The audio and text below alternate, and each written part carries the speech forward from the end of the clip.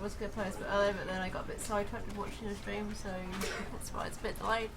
Yeah, as I said I was going to do, this is the Stanley Parable game, so I'm going to be playing through this, which is a really fun, crazy game. I've only played it once, but so you know what, play for it and try and actually get through different parts of the game. So let's begin the game. Wait for Monkey to get on, but he's making coffee. He'll get on.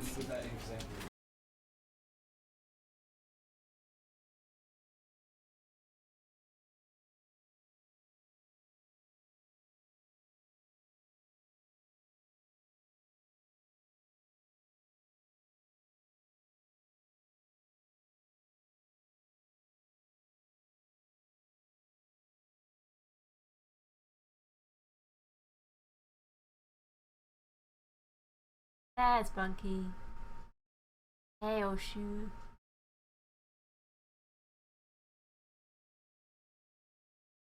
The end is never the end. Loading. Always loading.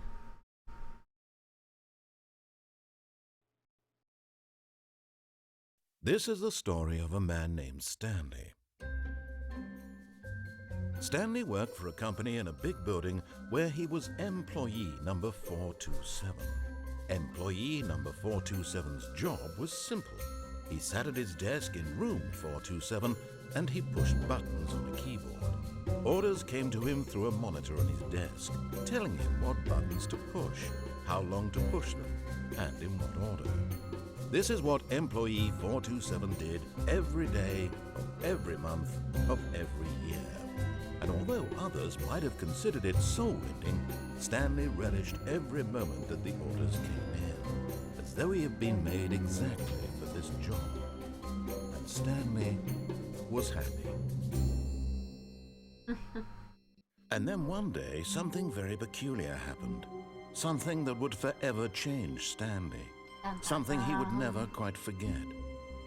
He had been at his desk for nearly an hour when he realized that not one single order had arrived on the monitor for him to follow. No one had showed up to give him instructions, call a meeting, or even say hi. Never in all his years at the company had this happened, this complete isolation. Something was very clearly wrong. Shocked, frozen solid, Stanley found himself unable to move for the longest time.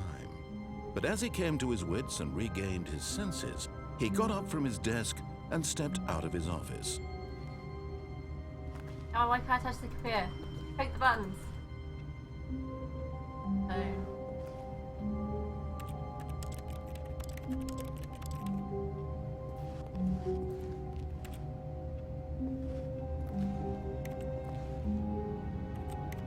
Coffee bag.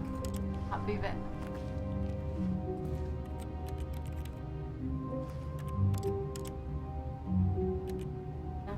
Not light. Whatever, not light, but.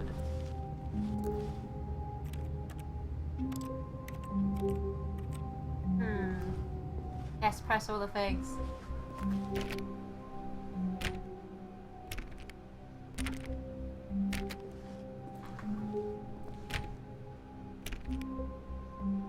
All of his co-workers were gone. What could it mean? Stanley decided to go to the meeting room. Perhaps he had simply missed a memo. I'll touch all the things. No matter how hard Stanley looked, he couldn't find a trace of his co-workers. It's so bright outside.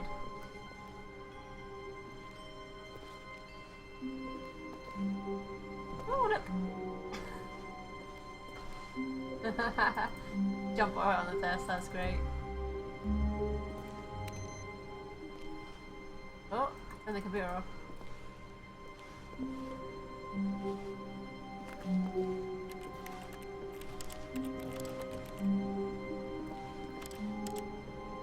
Stanley went around touching every little thing in the office, but it didn't make a single difference, nor did it advance the story in any way. Oh, please. Are you really just doing this for the achievement?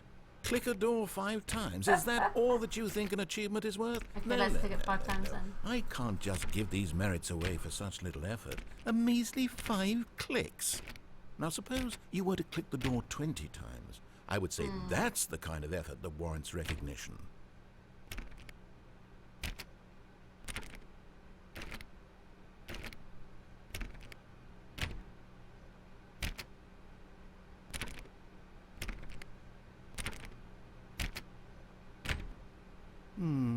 I have to say, I'm still not feeling the satisfaction of witnessing true effort for a noble cause. Perhaps 50 clicks will do it. Yes, almost 50 certainly clicks. 50 clicks. Hey, 50 clicks it is.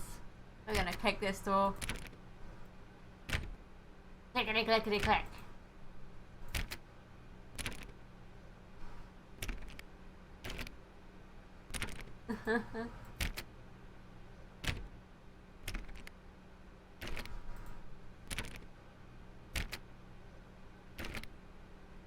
Clicks yet? No, I'm still not feeling it. I want this achievement to have meant something. It has to be a true reward for valiant effort. I want to see some hustle, Stanley. I want to see commitment, a willingness to go all the way, no matter what the cost. Why don't you go put 20 clicks into door number 417? 17.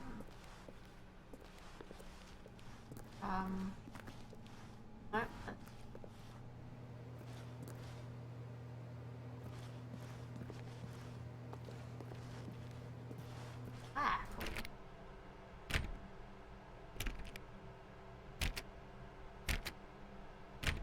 Oh, great. Now, go click a few times on door 437.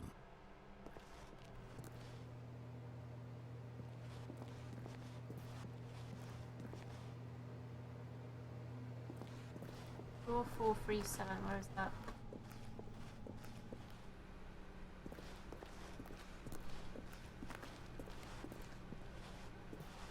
Ah. Excellent. I think we're getting somewhere. Now, door 415. Let's give it 10 clicks or so. Door 415. Where's door 415? Ooh. There.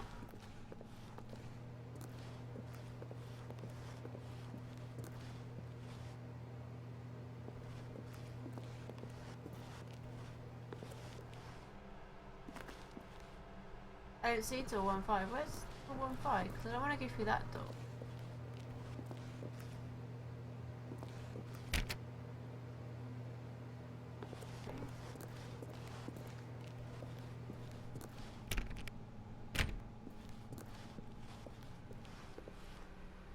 That's not door 415.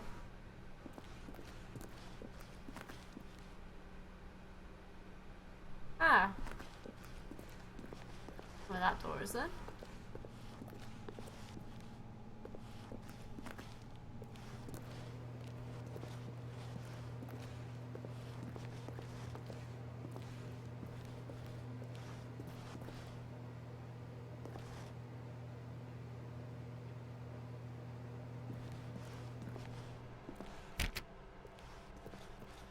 Oh, this door, okay.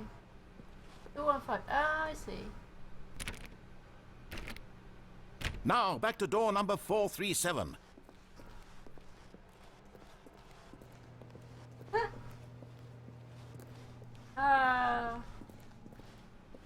Let's see. How about you click on, well, I don't know, the copy machine? Copy machine? Where is the copy machine? Is the copy machine? All right, back to room 417. I'm really feeling it now. I think we're getting somewhere. Oh my god.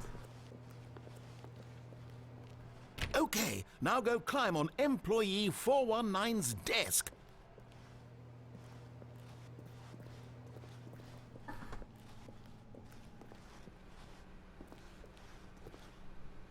No.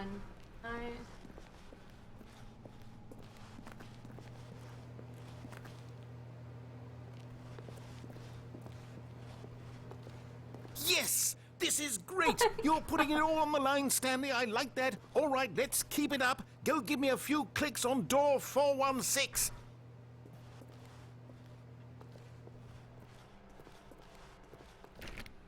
almost got it! Now the copy machine do that one again! Oh my god, he's getting so excited. This is... actually sounds really, really bizarre. He's getting really overly excited about you following all the things he's telling you to do. Finish it off, Stanley! 5 clicks on door 430! Yes! We did it! Oh, I'm kind of wow. worried. That felt amazing. Okay. Oh, you really earned it, Stanley. Nothing could hold you back. Yes, I I'm feel a very little bit proud of how disturbed by far his we've reaction. come today. Just think, only a few minutes ago you believed an achievement was worth 5 little clicks. Really now, what were you thinking? Oh my god.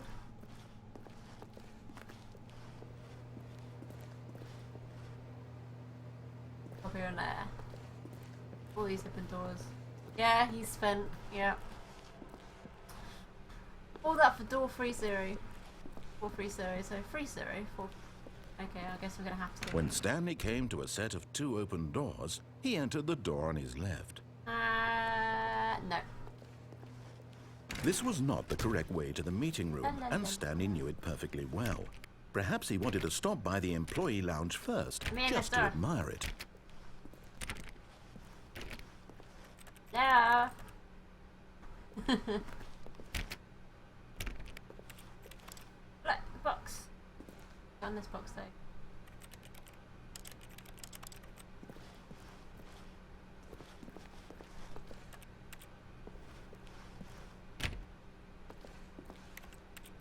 Computer on in there. Why can't I touch the... yeah. I touch all the things. Everything. All the things.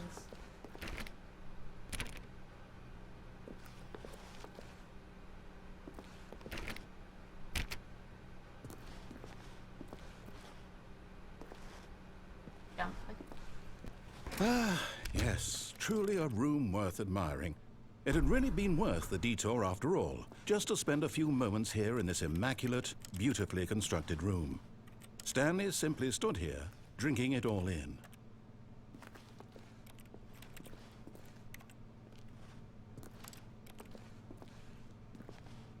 Yes, really, really worth it being here in the room.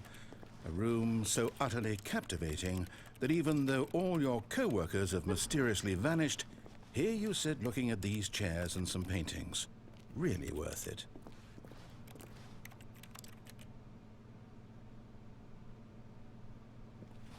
At this point, Stanley's obsession with this room bordered on creepy and reflected poorly on his overall personality. It's possible that this is why everyone left.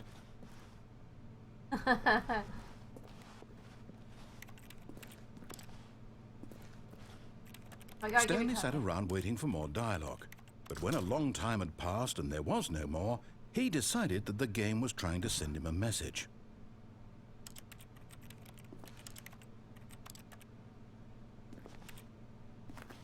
But at last, he'd had enough of the amazing room and took the first open door on his left to get back to business.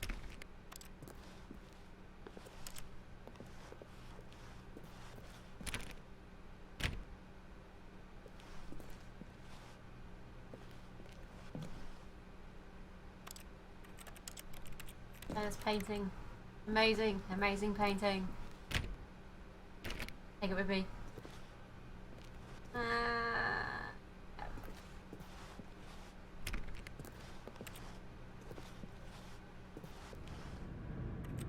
Stanley was so bad at following directions, it's incredible he wasn't fired years ago.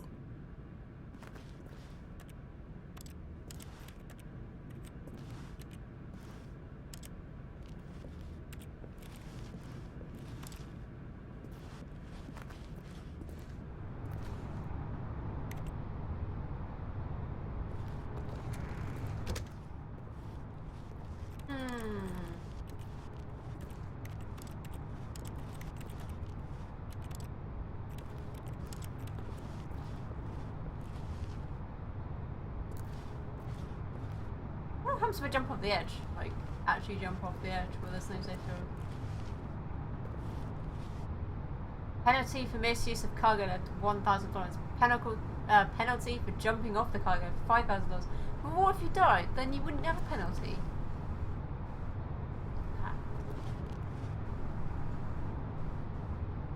Do I go on it? Or do I jump off already? Okay, yeah, let's get down.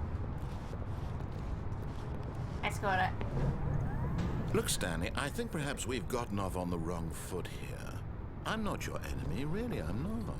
I realize that investing your trust in someone, but in his eagerness to prove that he is in control of the story and no one gets to tell him what to do, Stanley leapt from the platform and plunged to his death. Good job, Stanley. Everyone thinks you are very powerful.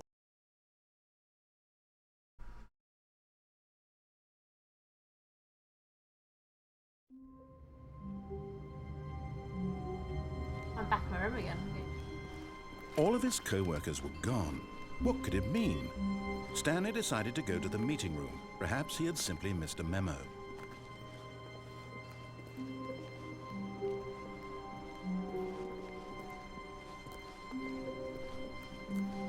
When Stanley came to a set of 2 open, this was not the correct way to the meeting room, and Stanley knew it perfectly well. I want to go right. Perhaps he wanted to stop by the employee lounge first, just to admire it.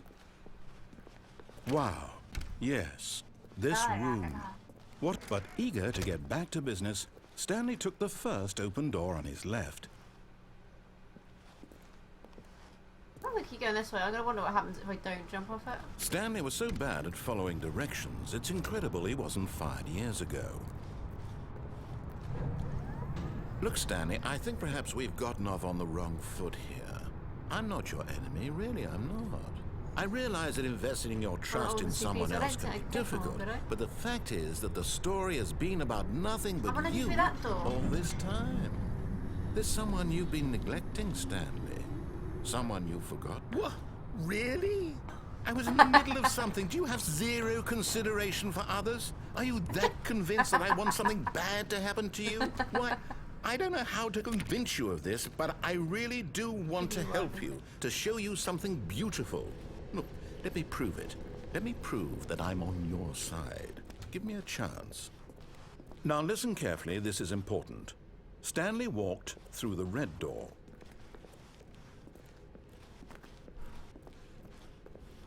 No. Aha, perhaps you misunderstood. Stanley walked through the red door. I still don't think we're communicating properly. Stanley walked through the red... All right, fine, go ahead, Stanley. You want to know so badly what's out there? You want to find out what lies at the end of this road you've chosen? Well, don't let me stop you. What you see? There's nothing here. I haven't even finished building this section of the map because you were never supposed to be here in the first place. Broken rooms, exposed developer textures. Is this what you had wanted? Was it worth ruining the entire story I'd written out specifically for you? Do you not think I put a lot of time into that? Because I did. And in the end, it was all for nothing. Because this is what you wanted to see. Help me here, Stanley. Help elucidate these strange and unknowable desires of yours. What would have made this game better? What did you want to see? Vehicles? Skill trees? Work with me. You've given me absolutely nothing so far. Tell you what, let me take a stab in the dark at a new design and you can give me some feedback. There we go. A third option. This already feels leaps ahead of where we were before. Go ahead, Stanley. Take it for a spin. Okay, I'm going to stop you there. Now, tell me about your experience with this new version. Would you say that the game benefited from allowing you more choices? Feel free to be honest. I'm looking for some real critical feedback here. Aha! You see, I knew I was onto something. Where do these flashes of inspiration come from? How did I know the game needed a third door? Well, it's instinct mostly. What happens if you press in your one? gut. I really couldn't say where the idea came from, except that I felt it in my soul. You can't teach that, Stanley. Don't even try. Here, based on the data from your previous playthrough, I've compiled a new version. And to be perfectly candid, I think I've knocked it out of the park with this one. Let's take a look. Oh.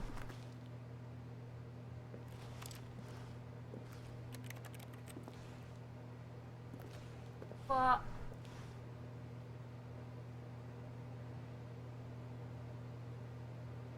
Whoa, look at those numbers.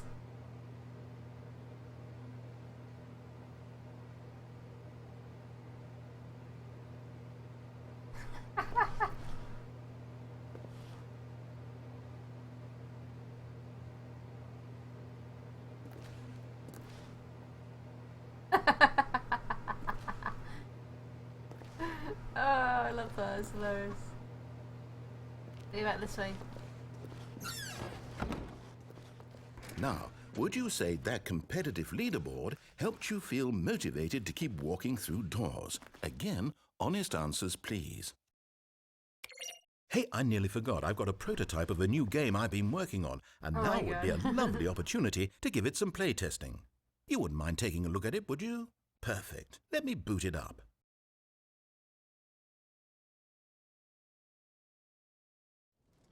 In this game, the baby crawls left towards danger. You click the button to move him back to the right, and if he reaches the fire, you fail.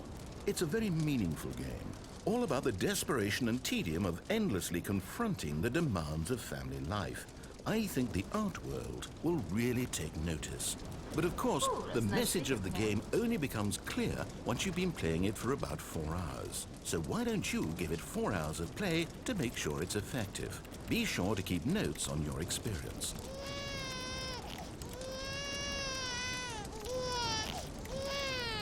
You heartless bastard.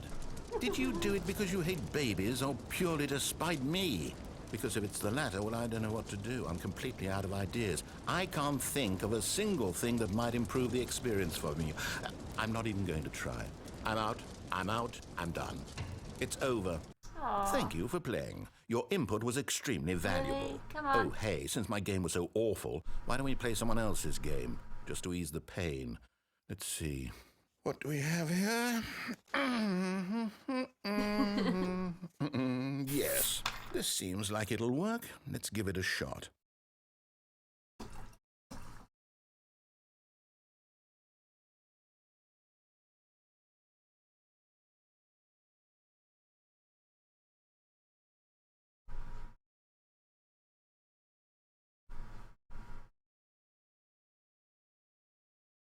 Well, Stanley, is this any better? At last, the one thing you've always desired, a game I had absolutely nothing to do with. But is it enough? Tell me that, Stanley. Will it ever be enough? Well, I'll say this. I'm done making things for you. From now on, I will only create to fulfill a greater artistic purpose. Watch this, Stanley. I'm going to build a house.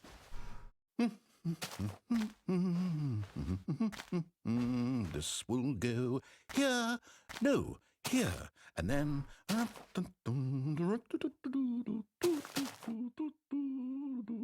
Let's see, what does it need? Yes, of course, and just to finish it all off, yes, it's complete. I made this, Stanley. Look at it. Gaze upon my work of art and feel ashamed at your own inadequacy. Ah, but you've only seen it from the outside. You've only gotten half the experience. Please, step inside and make yourself comfortable. Oh, look at that sky, it's moving. Did we get nighttime in this game? I wonder if it gets nighttime if we stand out here long enough. That would be pretty hilarious if it did. I think it does though. Isn't it grand? Isn't it perfect? It could only be better if... Wait, that's it. We must rebuild it out of diamond. Diamond everything. Yes, yes, yes. Come along, Stanley. We have to go mining.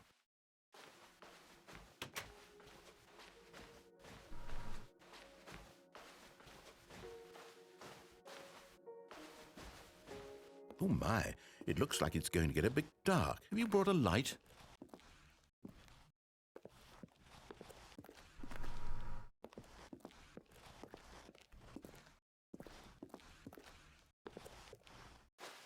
Oh, no.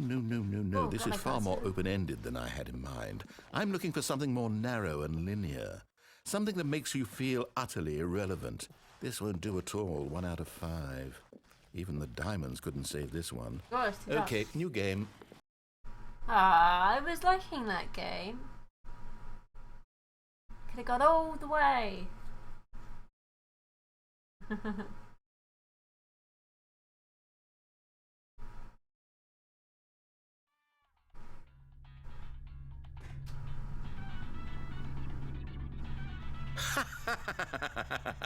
Yes! I don't even know what this game is, but I love it.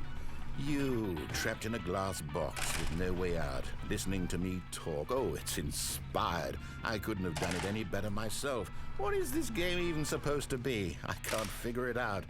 Okay, now I'm curious. Let's go find out what the hell this is.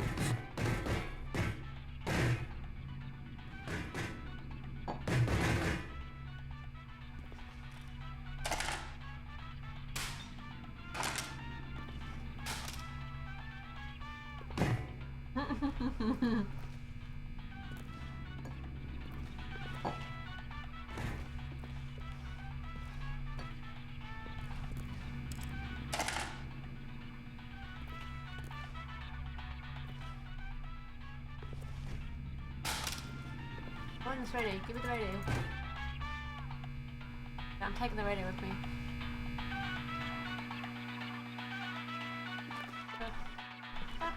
Oh, what? My gloves, yeah. Fake gloves. Decided to wear them today. Oh, it's a puzzle. Critical thinking, Stanley. Your forte.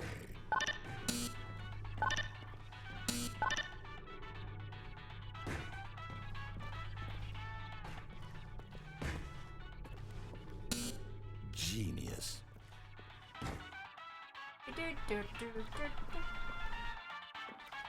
No, actually, you know what? I think that's plenty. I really don't care much to see you stumble through it.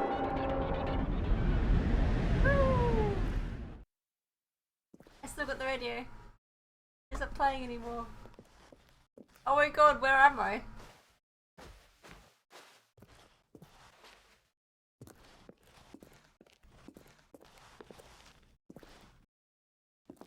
I cannot see. The Stanley Parable alpha test. What? Oops.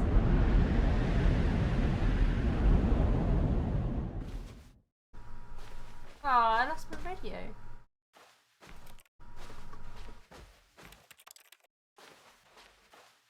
I have no idea how I just got here. It's like jump through a hole. So, oh, okay.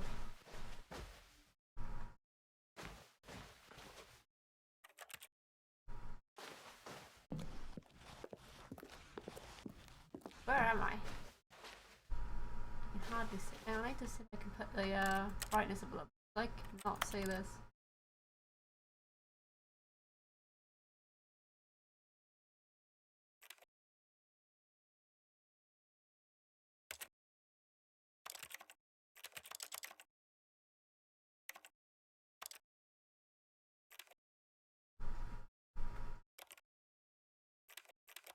No way to turn the brightness up. Oh.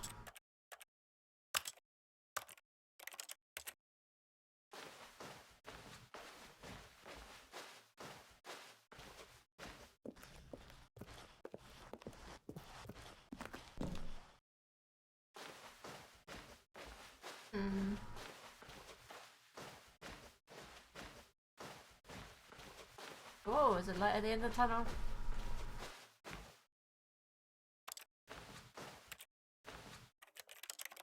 Yeah, there.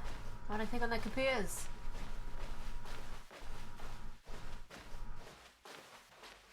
Ooh, there's some computers in here.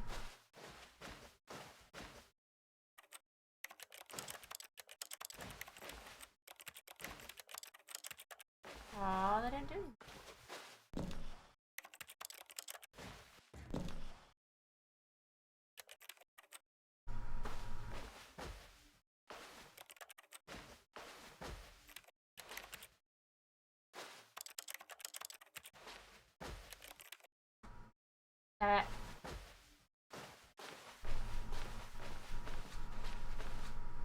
Oh, did I just back out? I wonder what he found.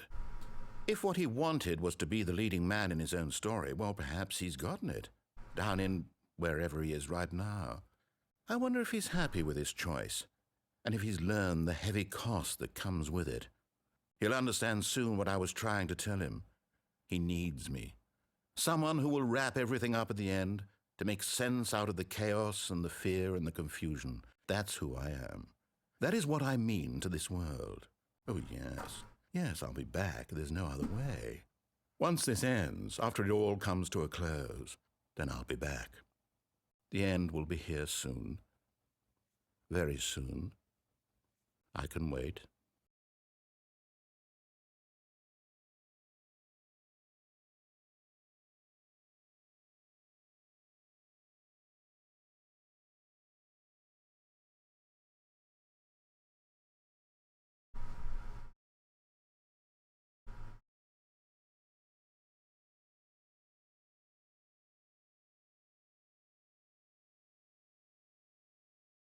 Well, that was bizarre.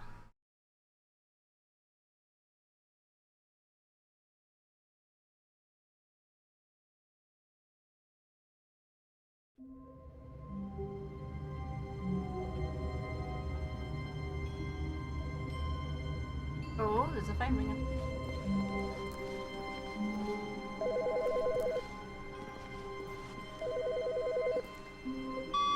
Hi, Stanley.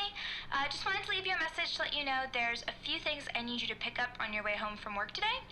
We need milk, cereal, dish soap, spaghetti, get a thing of sugar, some bread, and coffee beans, whichever ones you like. I'll give you a call if there's anything I forgot. Thanks, sweetie. See you tonight.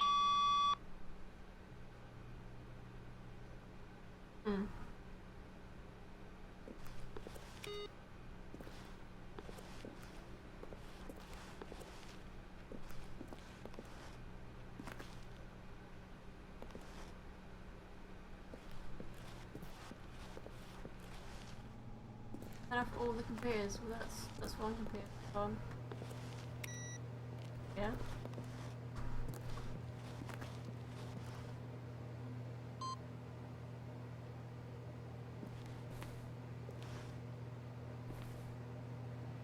Fine. Picked it. Can't do anything else. Ah, we go.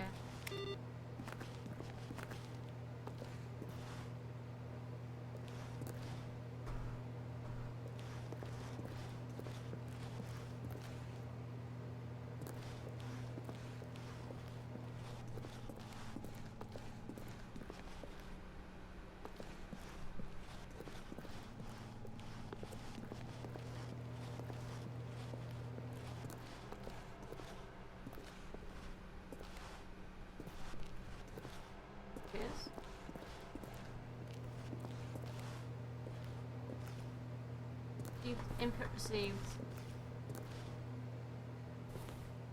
Is that all of them turned off then, or there's still more to turn off?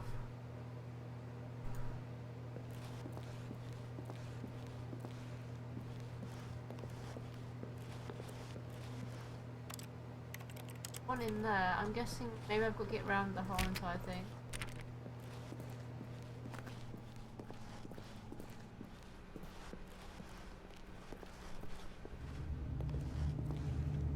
Can't turn his own computer off.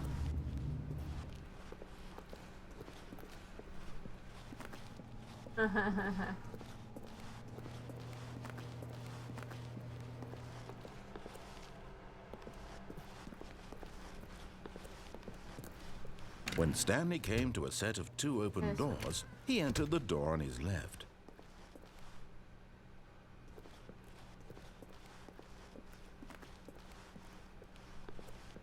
Yet there was not a single person here either. Feeling a wave of disbelief, Stanley decided to go up to his boss's office, hoping he might find an answer there.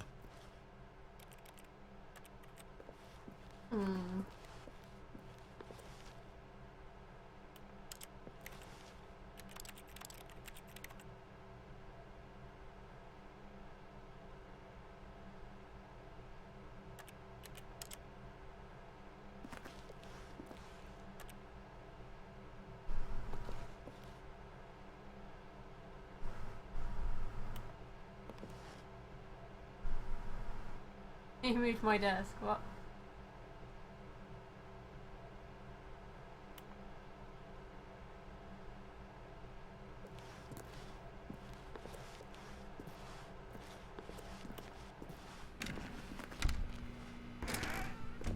Oh. Oh.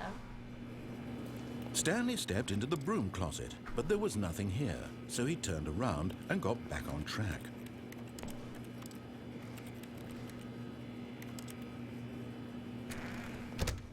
There was nothing here.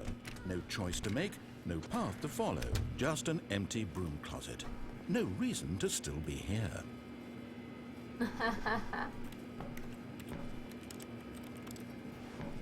It was baffling that Stanley was still just sitting in the broom closet. He wasn't even doing anything. At least if there was something to interact with, he'd be justified in some way. As it is, he's literally just standing there doing sweet FA.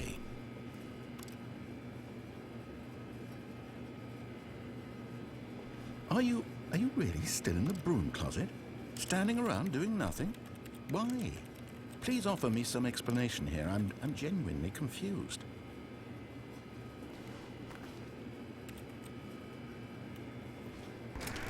You do realize there's no choice or anything in here, right? If I'd said Stanley walked past the broom closet, at least you would have had a reason for exploring it to find out. But it didn't even occur to me because literally this closet is of absolutely no significance to the story whatsoever. I never would have thought to mention it.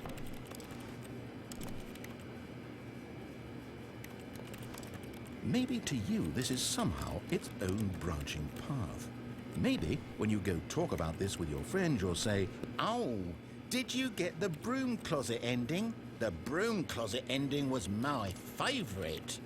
I hope your friends find this concerning.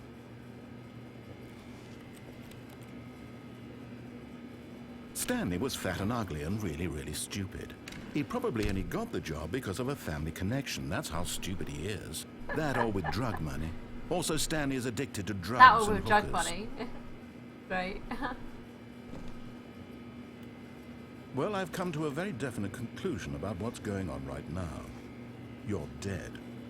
You got to this broom closet, explored it a bit, and were just about to leave because there's nothing here, when a physical malady of some sort shut down your central nervous system and you collapsed on the keyboard. Well, in a situation like this, the responsible thing is to alert someone nearby so as to ensure that your body is taken care of before it begins to decompose. Hello? Anyone who happens to be nearby? The person at this computer is dead. He or she has fallen prey to any number of your countless human physiological vulnerabilities. It's indicative of the long-term sustainability of your species. Please remove their corpse from the area and instruct another human to take their place at the computer, making sure they understand basic first-person video game mechanics and filling them in on the history of narrative tropes in video gaming, so that the irony and insightful commentary of this game is not lost on them. All right, when you've done that, just step out into the hallway.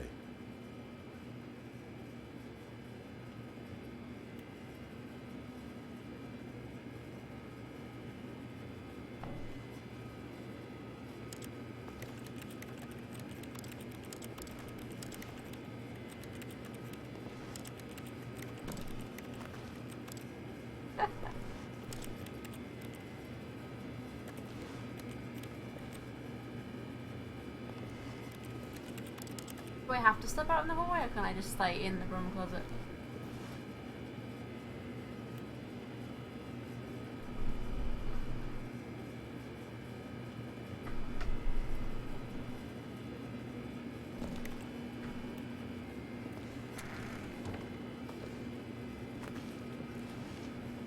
Nope.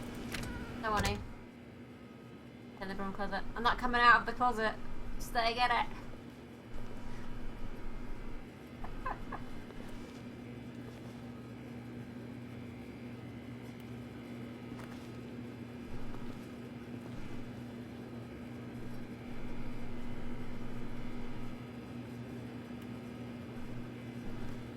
Really? Oh, so I have to come out, okay. Ah, second player. It's good to have you on. You too? Unbelievable. I'm at the mercy of an entire species of invalids. Perhaps there's a monkey nearby you can hand the controls to. A fish? Fungus? Look, you can hammer out the details. I'm not particularly picky. I'll just be waiting for when you're ready to pick up the story again.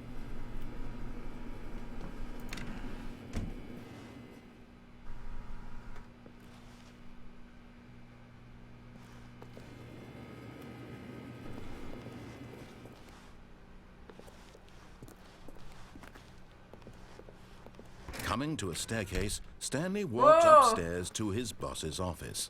I think I broke the game because I just came back with it.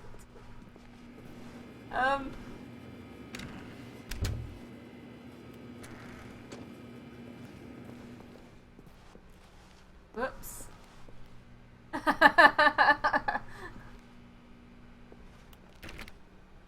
don't think I was supposed to do that.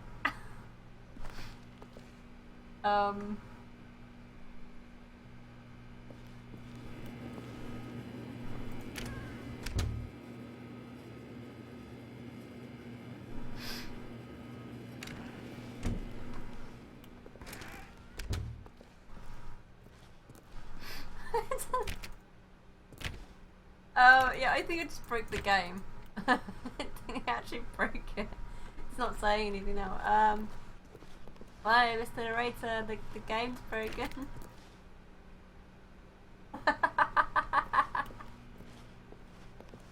Oh my god, that's hilarious.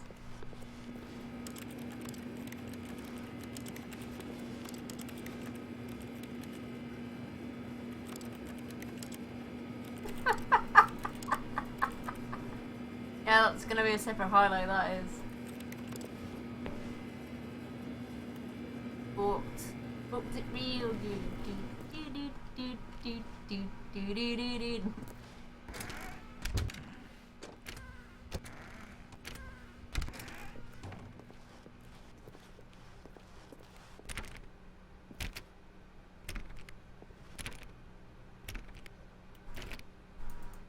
This is one thing that I shouldn't shut these doors, because if I accidentally went backwards, then I could get back through again. But now I can't, because it's at the door on me.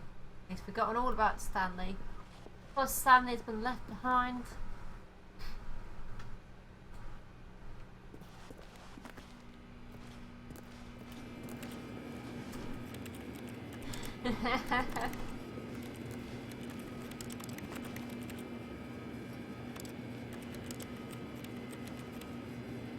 Really? Oh my god, I've broken the game. I've got to restart it. Oh my god.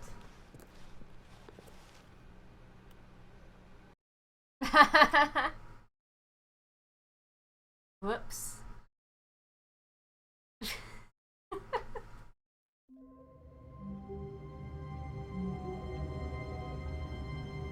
I used to have to start up from too far at this point again, so I could go through the broom closet again.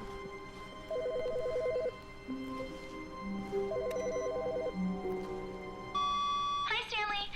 Just wanted to leave you a message to let you know there's a few things I need you to pick up on your way home from work today. We need milk, cereal, dish soap, spaghetti, get a thing of sugar, some bread, and coffee beans, whichever ones you like. Let me know if there's anything I forgot. Thanks, sweetie. See you tonight. Oh, just this a couple of times, once, twice. I think I have to keep doing the computer over and over again. Oh.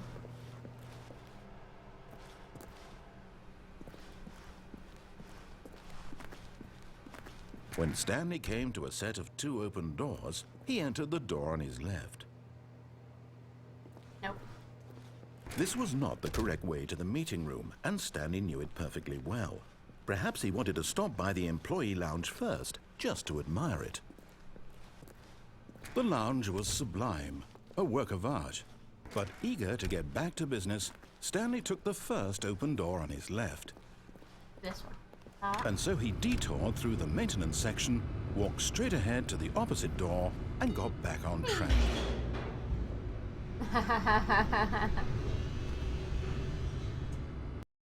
Let's go down the elevator.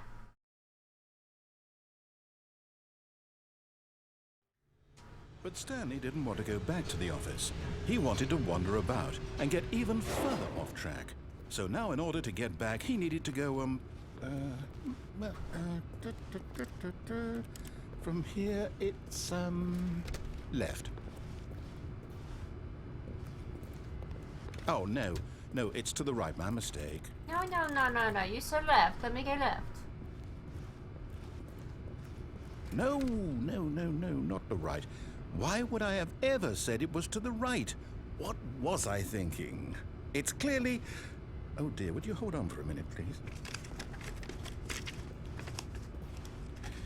Now, let's see. We went down right, left, down, left, right. Yep, okay, yes. I've got it now. This story is absolutely, definitely this way.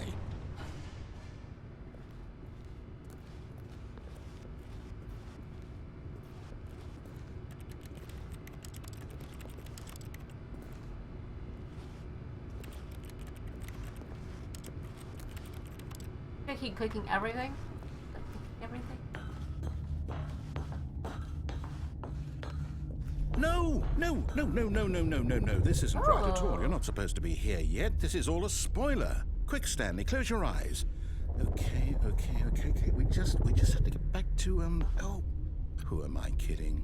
Employee 5, look at that one. The whole story completely unusable. How about, rather than waste my time trying to salvage this nonsense, we'll just restart the game from the beginning. I want to see which one's me. And this time, suppose we don't wander so far off track, Okay, from the top. I like to see which one was my screen, because obviously I was supposed to be on there. All of his co-workers were gone. What could it mean? Stanley decided to go to the meeting room. Perhaps he had simply missed a memo.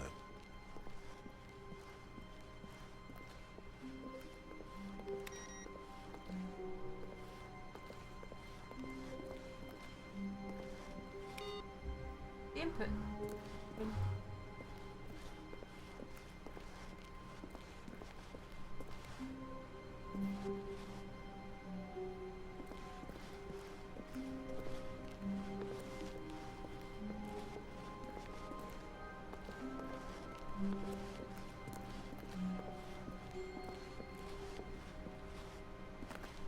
I was supposed to one with an input on it, wasn't there? But there isn't one this time, so...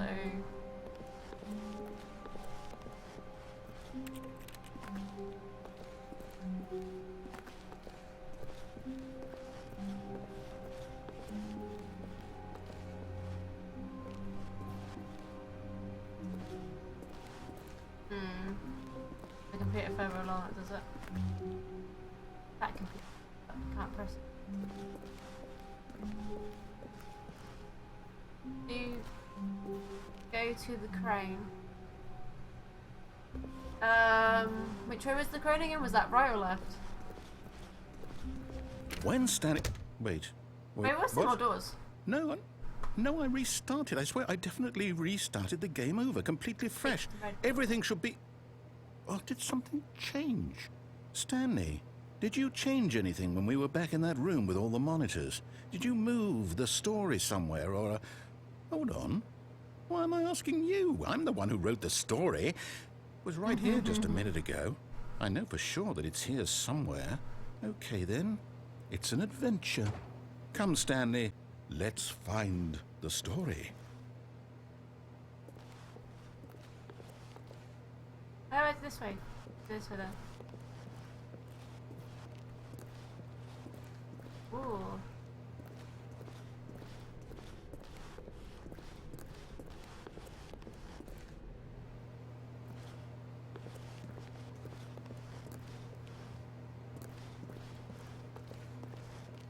What?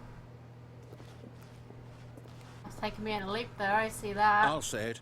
This is the worst adventure I've ever been on. I can promise you there definitely was a story here before. Do we need to restart the game again? Well, I find it unlikely that we'll ever progress by starting over and over again, but it's got to be better than this. Okay, let's give it a shot. Why not? Ah.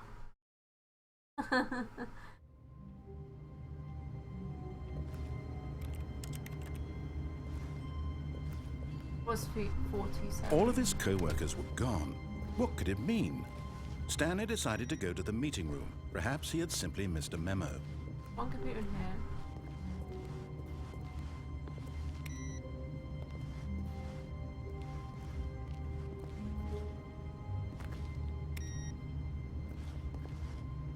That input screen, the other one, so I don't know.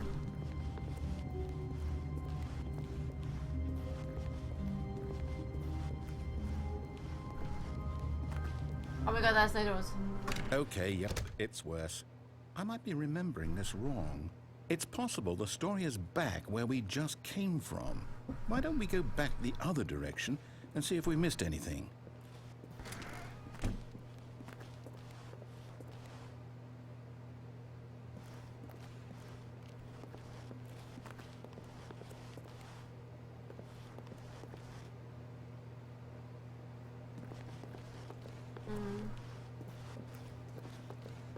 Aha! I knew we'd miss something. The story. Here it comes. No, wait, never mind. Not the story. Okay, let's head back the other way and retrace our steps.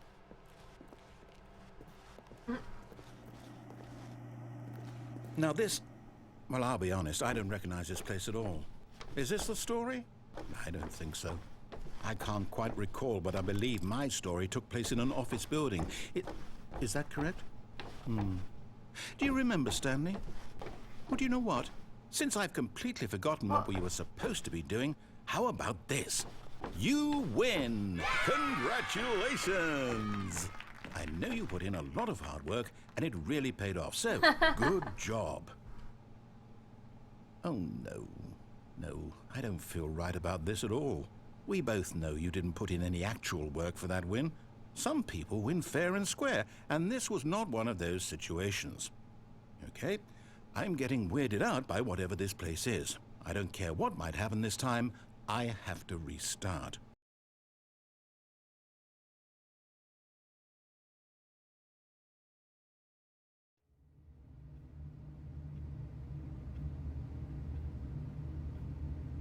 All right, I've got a solution. This time, to make sure we don't get lost, I've employed the help of the Stanley Parable Adventure Line. Just follow the line. How simple is that?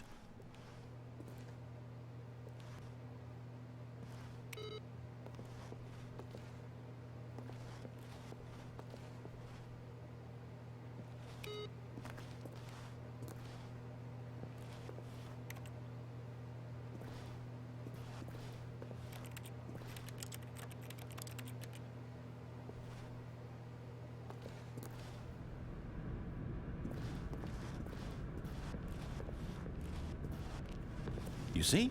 The line knows where the story is. It's over in this direction. Onward, Stanley, to destiny. Though, here's a thought. Wouldn't wherever we end up be our destination, even if there's no story there? Or to put it another way, is the story of no destination still a story? Simply by the act of moving forward, are we implying a journey such that a destination is inevitably conjured into being via the very manifestation of the nature of life itself? Okay, Stanley, I need to follow this train of thought for a minute. Just stick with me. Now, we can both agree that the nature of existence is in fact a byproduct of one's subjective experience of that existence, right? Okay. Now, if my experience of your existence rests inside of your subjective experience of this office, is this office, in fact, the skeleton of my own relative experiential mental subjective construct? Whoa. Hang on. That got a bit weird back there. Well, I'd like to apologize. Not sure where I was going with all that. You know what? I think what we need right now is a bit of music to lighten the mood.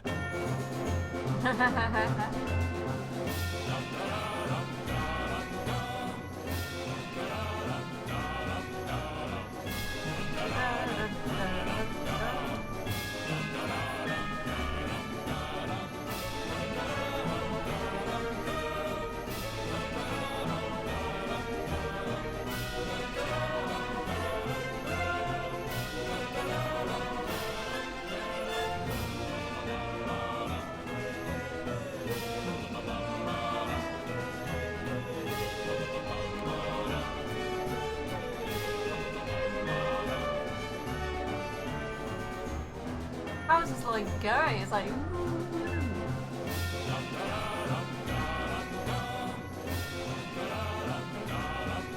Wait, what?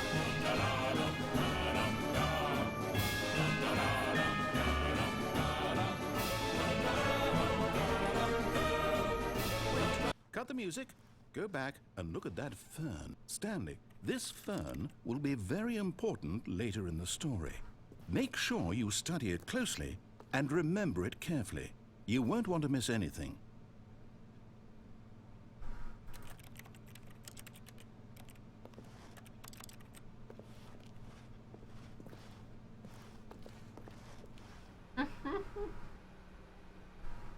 He must have been, yeah. It looks really crazy, the line. Wait, what? We're back at the office? No. Line, you do know we're looking for the Stanley Parable, right? The story? Is any of this ringing a bell?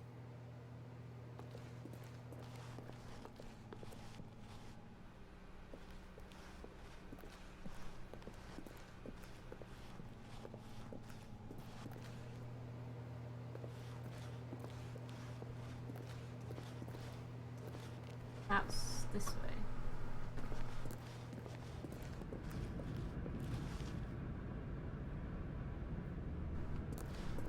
What back here again? Oh, no, not again. Line, how could you have done this to us? And after we trusted you, after everything we've been through... I see it. I see 47. I can't take this anymore. To hell with it. Restart. No! I want to see my own screen.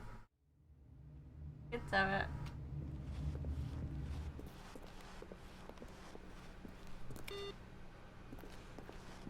Terrible. You know what, Stanley? What? I say forget the adventure line. What's it ever done for us? We're intelligent people, right?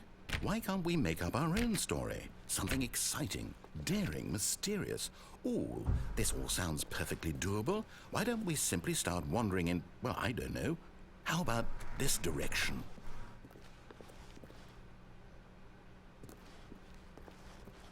Now, yes, this is exciting. Just me and Stanley forging a new path, a new story. Well, it could be anything. What do you want our story to be? Go wild. Use your imagination. Oh my God, whatever it might be, Stanley, I'm ready for it.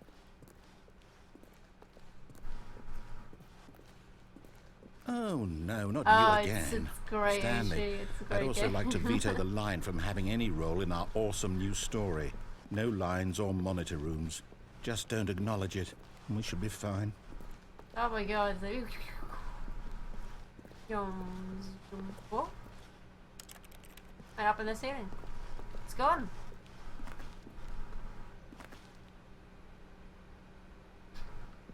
The only reason I've actually managed to get my hands on it is because I have my library linked to my brother's library, so he already had the game, so I could play it. Ah, a choice. We get to make a decision. From here, the story is in our control. How important we mustn't squander the opportunity. In fact, I believe I need a minute to think here. Just walk in circles for a minute. Okay, so I know that each door has to lead somewhere, which means that somewhere, the place where we're trying to go, there must be a reverse door that leads here. And that in turn means that our destination corresponds with the counter-inverted reverse door's origin. So starting from the right, let us ask, will taking the right door lead us to where we're going? And since the answer is clearly yes, then by all accounts, the door on the right is the correct one. Another victory for logic. Come, Stanley, our destiny awaits. I like going around in circles. Fun. Whee! Around in circles. Oh, actually, I'm slightly a bit dizzy. Oh, hold up, what's this? The confusion ending. You're telling me that's what this is? It's all one giant ending? And we're supposed to restart the game, what, eight times? That's really how all this goes? It's all determined? So now, according to the schedule, I restart again. Then what? Am I just supposed to forget? Well, what if I don't want to forget?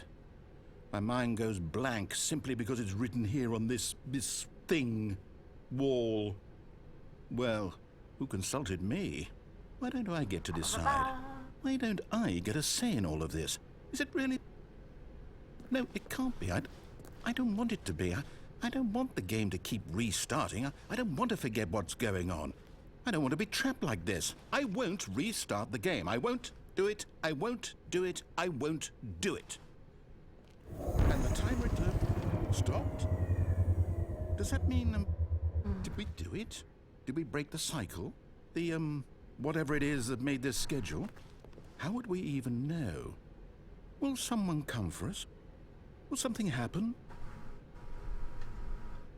So, okay. I guess now we just wait. You know, I suppose in some way that this is a kind of story, wouldn't you agree? I'm not quite sure if we're in the destination or the journey, though they're always saying that life is about the journey and not the destination, so I hope that's where we are right now. We'll find out, won't we? Eventually. Well, in the meantime...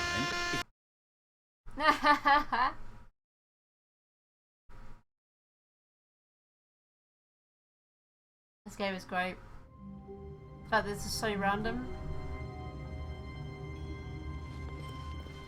All of his co-workers were gone. What could it mean? Stanley decided to go to the meeting room. Perhaps he had simply missed a memo.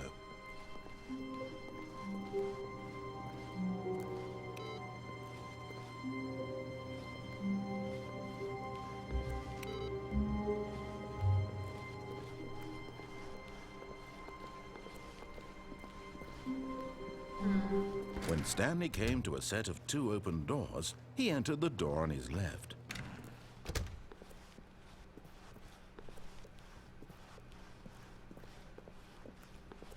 Yet there was not a single person here either. Feeling a wave of disbelief, Stanley decided to go up to his boss's office, hoping he might find an answer there. Coming to a staircase, Stanley walked upstairs to his boss's office. No, I have to go downstairs. But Stanley just couldn't do it. He considered the possibility of facing his boss. Admitting he had left his post during work hours, he might be fired for that. And in such a competitive economy, why had he taken that risk? All because he believed everyone had vanished? His boss would think he was crazy. And then something occurred to Stanley. Maybe, he thought to himself, maybe I am crazy. All of my co-workers blinking mysteriously out of existence in a single moment for no reason at all. None of it made any logical sense. And as Stanley pondered this, he began to make other strange observations. For example, why couldn't he see his feet when he looked down? Why did doors close automatically behind him wherever he went?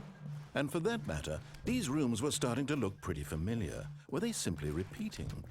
No, Stanley said to himself, this is all too strange. This can't be real. And at last, he came to the conclusion that had been on the tip of his tongue. He just hadn't found the words for it. I'm dreaming, he yelled. This is all a dream. Oh, what a relief Stanley felt to have finally found an answer, an explanation. His co-workers weren't actually gone. He wasn't going to lose his job. He wasn't crazy after all. And he thought to himself, I suppose I'll wake up soon. I'll have to go back to my boring real-life job pushing buttons. I may as well enjoy this while I'm still lucid. So he imagined himself flying and began to gently float above the ground. Then he imagined himself soaring through space on a magical starfield, and it too appeared. It was so much fun, and Stanley marveled that he had still not woken up. How was he remaining so lucid? And then perhaps the strangest question of them all entered Stanley's head. One he was amazed he hadn't asked himself sooner. Why is there a voice in my head dictating everything that I'm doing and thinking? Read that bit earlier. Now the voice was describing itself being considered by Stanley, who found it particularly strange. I'm dreaming about a voice describing me, thinking about how it's describing my thoughts, he thought. And while he thought it all very odd and wondered if this voice spoke to all people in their dreams, the truth was that, of course, this was not a dream. How could it be?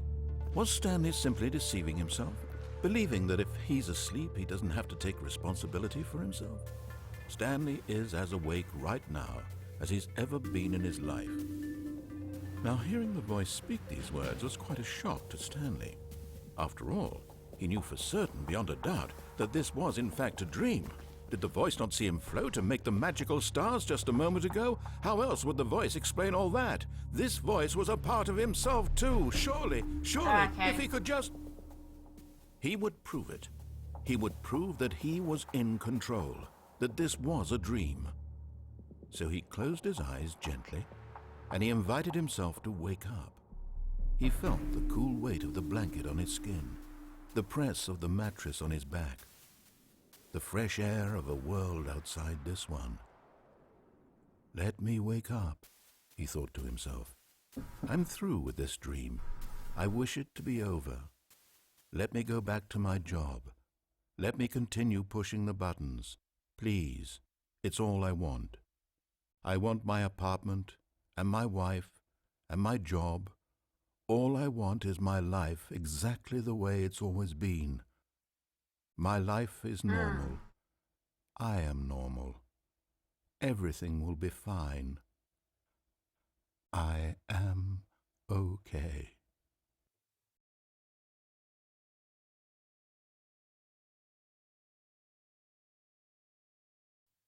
Stanley began screaming. Please, someone, wake me up. My name is Stanley. I have a boss. I have an office. I am real. Please, just someone tell me I am real. I must be real. I must be. Can anyone hear my voice? Who am I? Who am I? And everything went black.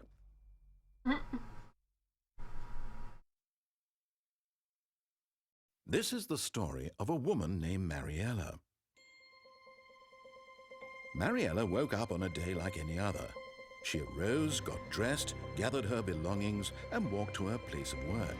But on this particular day, her walk was interrupted by the body of a man who had stumbled through town talking and screaming to himself, and then collapsed dead on the sidewalk. And although she would soon turn to go call for an ambulance, for just a few brief moments, she considered the strange man. He was obviously crazy. This much she knew. Everyone knows what crazy people look like. And in that moment, she thought to herself how lucky she was to be normal. I am sane. I am in control of my mind. I know what is real and what isn't. It was comforting to think this, and in a certain way, seeing this man made her feel better. But then she remembered the meeting she had scheduled for that day, the very important people whose impressions of her would affect her career, and by extension, the rest of her life. She had no time for this, so it was only a moment that she stood there, staring down at the body.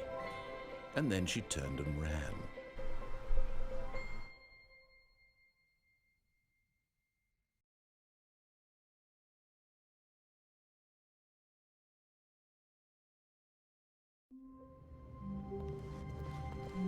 All of his co-workers were gone. What could it mean? Stanley decided to go to the meeting room. Perhaps he had simply missed a memo.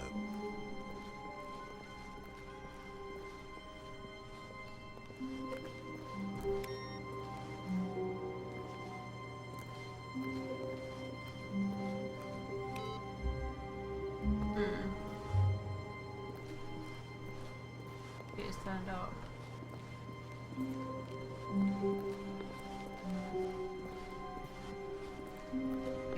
When Stanley came to a set of two open, this was not the correct way to the meeting room, and Stanley knew it perfectly well. Perhaps he wanted to stop by the employee lounge first, just to admire it. Standing now in this incredible room, Stanley for the first, but eager to get back to business, Stanley took the first open door on his left. When you mean across, do you mean... Stanley was so bad at following directions, it's incredible he wasn't going 5 years straight ago. across over to there, or jumping back down there again?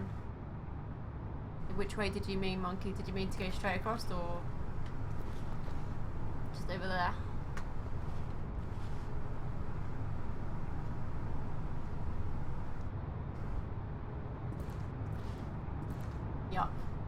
Just, yep.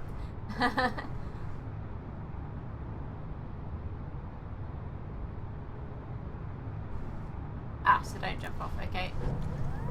Look, Stanley, I think perhaps we've gotten off on the wrong foot here. I'm not your enemy, really, I'm not. I realize that investing your trust in someone else can be difficult, but the fact is that the story has been about nothing but you all this time. There's someone you've been neglecting, Stanley. Someone you've forgotten about. Please, stop trying to make every decision by yourself.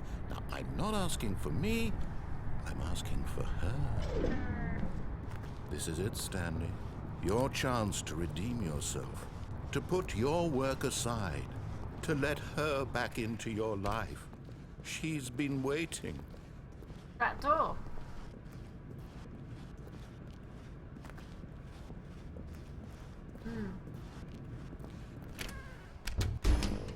Oh. That's her, Stanley. You need to be the one to do this. Oh, no, you can't. Did you just unplug the phone? No, that wasn't supposed to be a choice. How did you do that? You actually chose incorrectly? I didn't even know that was possible. Let me double check. No, it's definitely here, clear as day. Stanley picks up the phone. He's taken to his apartment where he finds his wife, and the two pledge themselves to one another. Music comes in, fade to white, roll credits. Not picking up the phone is actually somehow an incorrect course of action. How is that even possible? None of these decisions were supposed to mean anything. I don't understand. How on earth are you making meaningful choices? What did you... Wait a second. Did I just see... No, that's not possible. I can't believe it. How had I not noticed it sooner? You're not Stanley. You're a real person. I'm not. I can't believe I was so Hey, mistaken. me up. This is why you've been able to make correct and incorrect choices. And to think I've been letting you run around in this game for so long. If you'd made any more wrong choices, you might have negated it entirely. It's as though you completely ignored even the most basic safety protocol for real-world decision-making. Or did you not grasp the severity of the situation? Well, I won't have that kind of risk on my watch. I'm going to stop the game for a moment so we can educate you properly on safe decision-making in the real world. Please observe this helpful instructional video. Choice. It's the best part of being a real person. But if used incorrectly, can also be the most dangerous. For example, in this scenario, a hypothetical real person named Stephen has a choice. He could spend years helping improve the quality of life for citizens of impoverished third world nations. Or he could systematically set fire to every orphan living in a 30-kilometer radius of his house. Which choice would you make? Remember that unlike here, the real world makes sense, and at no time should you make a choice that does not conform to rational logic. If you find yourself speaking with a person who does not make sense, in all likelihood, that person is not real. Allow the person to finish their thought, then provide an excuse why you cannot continue talking. Turn to a partner and practice saying, "My goodness, is it 4:30? I'm supposed to be having a back, sack, and crack."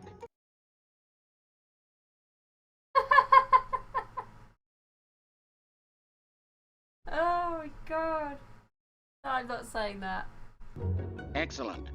Making choices on a regular basis is the best part to a healthy decision-making process.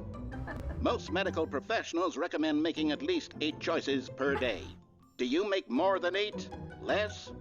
And finally, if you begin to wonder if your choices are actually meaningful and whether you'll ever make a significant contribution to the world, just remember that in the vast infiniteness of space, your thoughts and problems are materially insignificant, and the feeling should subside. At this time, your instructor will guide you in an exercise to test and reinforce the material covered in this video. Wow. Ah, welcome back.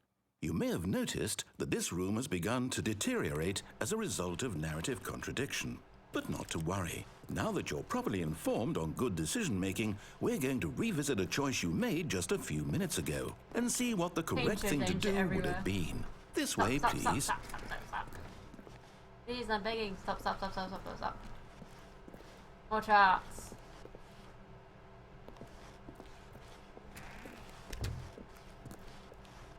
Go in this. I want to go in this.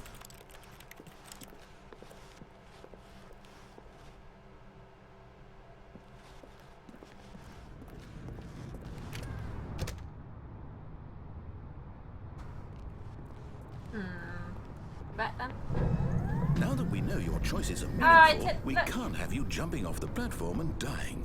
Imagine the main character dying senselessly halfway through the story. That story would make no sense at all. We just need to get you home as soon as possible before the narrative contradiction gets any worse. Unfortunately, it seems this place is not well equipped to deal with reality.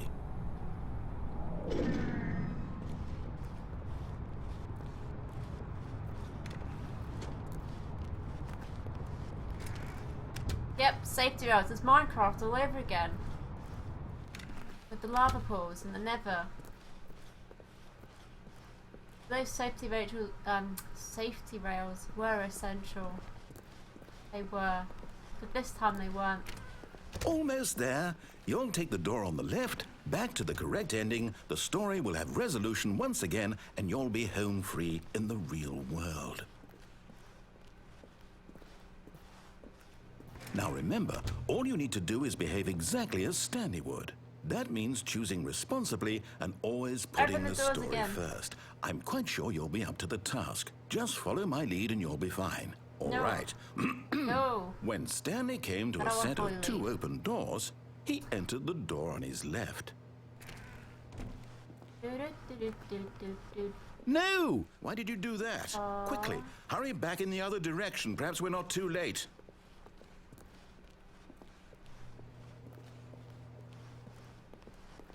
I like to go that way, but it's like no.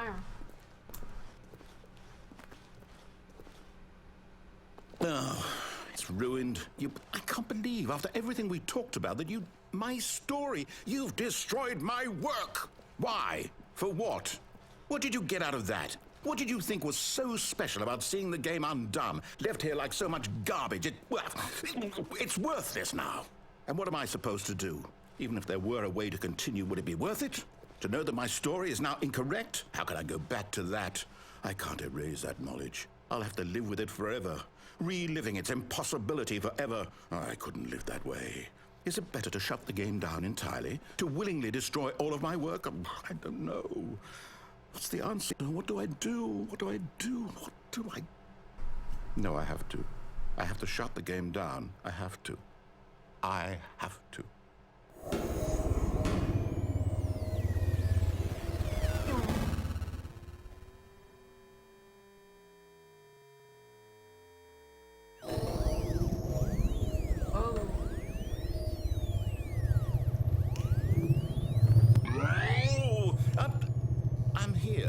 I'm still here in this pile of rubbish, with you, who thought you were so clever.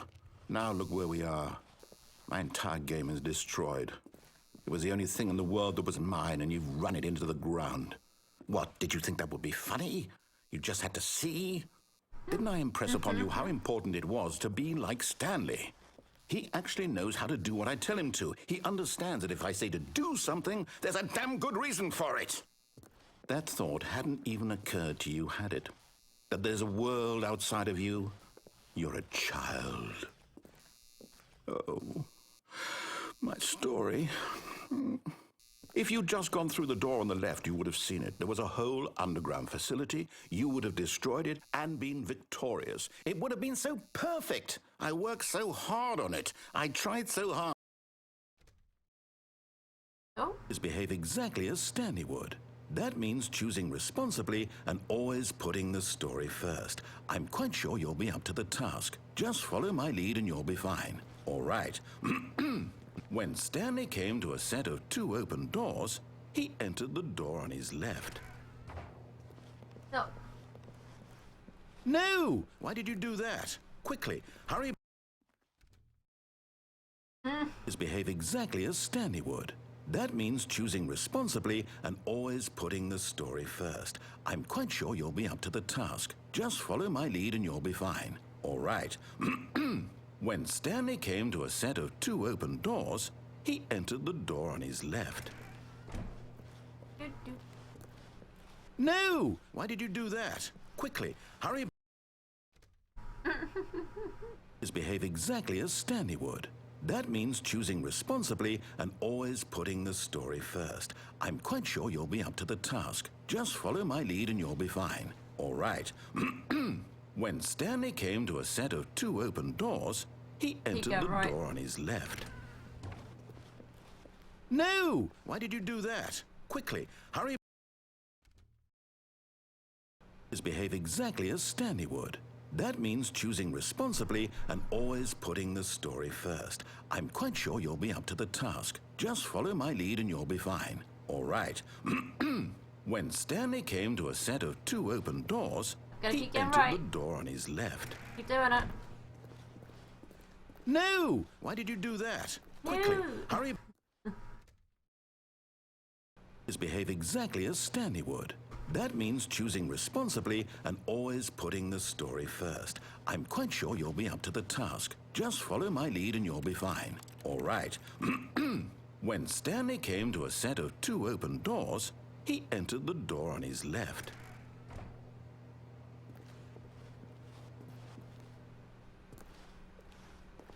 No! Why'd you do that? Quickly, hurry.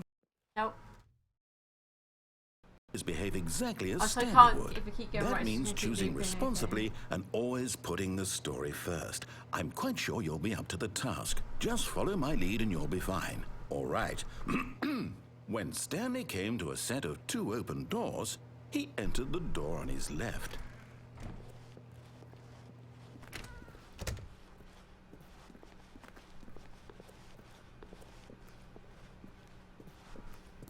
Yet there was not a single person here either. Feeling a wave of disbelief, Stanley decided to go up to his boss's office, hoping he might find an answer there. Coming to a staircase, Stanley walked upstairs to his boss's office.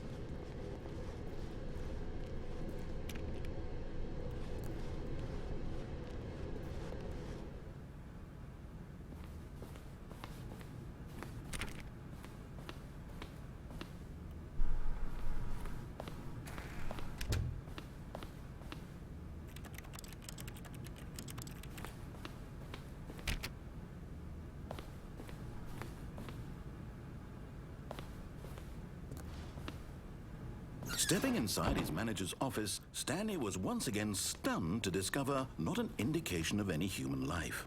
Shocked, unraveled, Stanley wondered in disbelief who orchestrated this, until he saw the door with a voice receiver next to it. Surely behind this door lay all the answers to his questions. And beyond all probability, he knew the passcode. He had seen it on his boss's computer just last week. Night Shark 115. Was this the code to open the door? Would it still work? There was only one way to find out. Stanley had been trained never to speak up, but now he would draw from within himself the courage to face the unknown. He drew a sharp breath and then spoke the code. Night Shark 1115?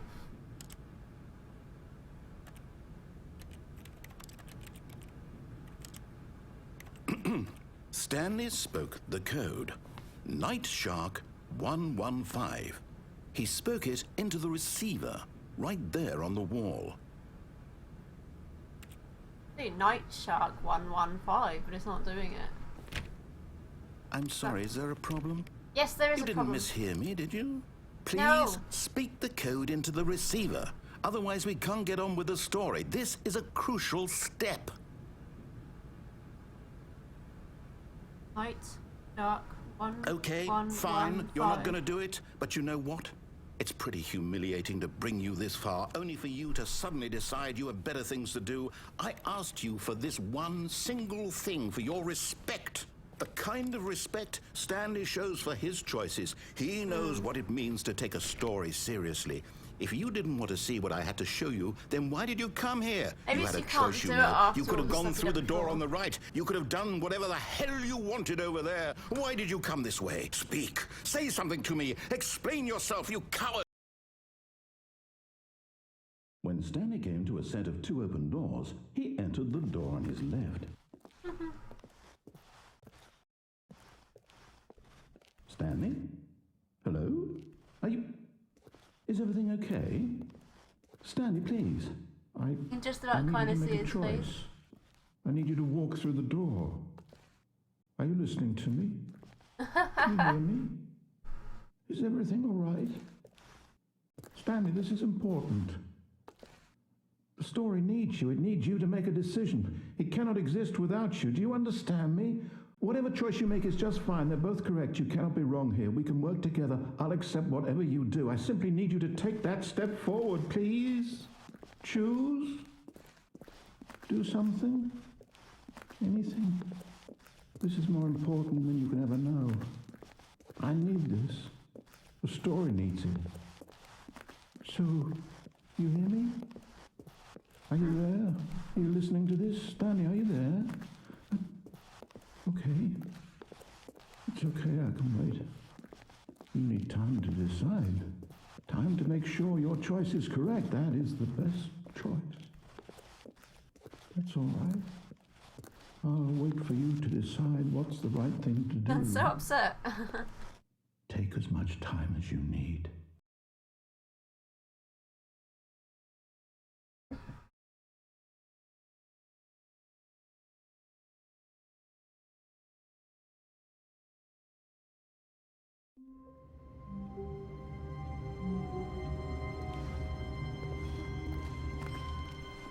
Even now, Stanley's office was a distant memory. What did it look like? There was a computer, perhaps, and a painting. Was it a painting or a photo? He could no longer recall.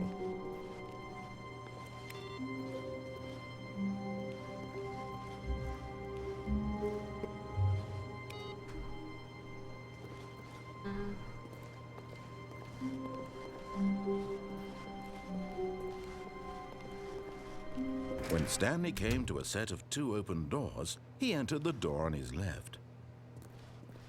Nope. This was not the correct way to the meeting room, and Stanley knew it perfectly well. Perhaps he wanted to stop by the employee lounge first, just to admire it. Stanley felt lightheaded, butterflies in his stomach. But eager to get back to business, Stanley took the first open door on his left. Nope. Stanley was so bad at following directions, it's gonna get incredible he asked that, wasn't though. 5 Let's see years what ago. happens. Look, Stanley, I think perhaps we've gotten off on the wrong foot here. I'm not your enemy, really, I'm not. I realize that investing your trust in someone else can be difficult, but the fact is that the story has been about nothing but you all this time. There's someone you've been The red neglecting, door. Stanley. Someone you've forgotten about. Please, I forgot where the cloud stop doors trying to were. make every decision by yourself. Now, I'm not asking for me, I'm asking for her. This is it, Stanley.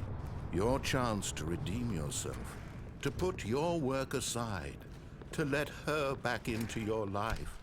She's been waiting. That's her, Stanley. You need to be the one to do this. Right.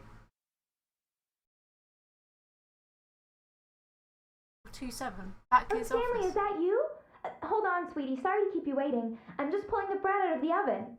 All right. Okay, there we go.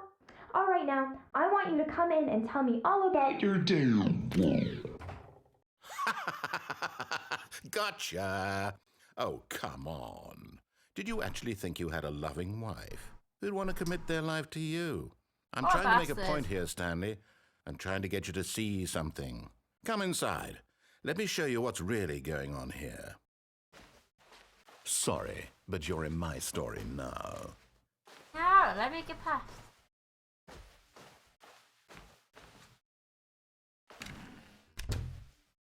This is a very sad story about the death of a man named Stanley.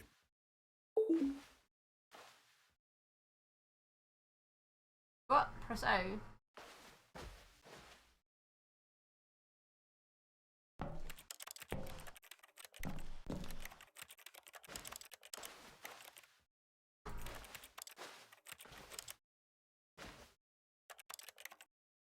Stanley is quite a boring fellow. He has a job that demands nothing of him, and every button that he pushes is a reminder of the inconsequential nature of his existence. Press 9. Look at him there, pushing buttons, doing exactly what he's told to do. Now he's pushing a button. Now he's eating lunch. Now he's going home. Now he's coming back to work. One might even feel sorry for him, except that he's chosen this life.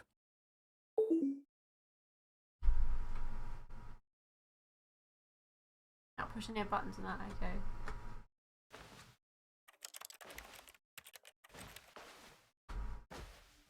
Wait, did his sofa just turn into a desk? But in his mind, he can go on fantastic adventures.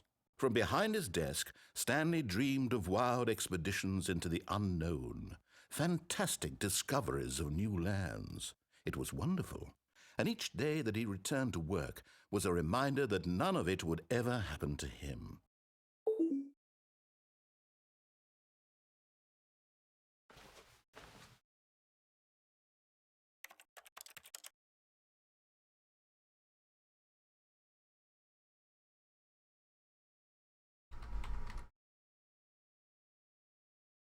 Can't do anything if I press the wrong ones.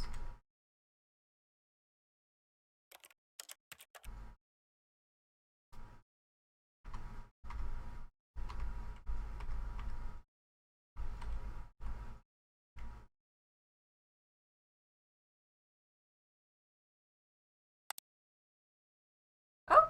What did I just press? Oh, I didn't just reload something, did I? Oh, what's happened there?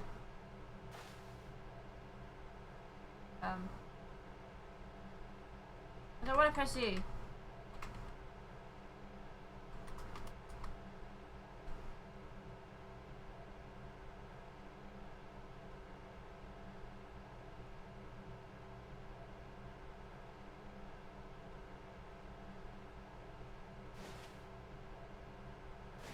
Pressed F7 and it did something.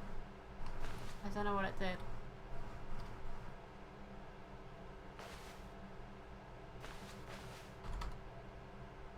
Now I can't even press you. I think I just break it again.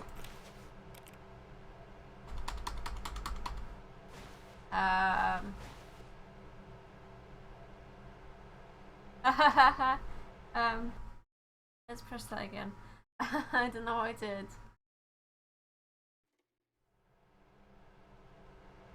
Yeah, I can't press the button U anymore to do the thing. I think I broke it.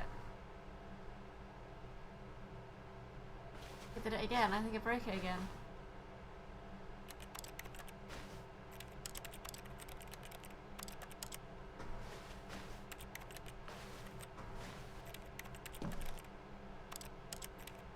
That's not actually letting me press U. That's really bizarre.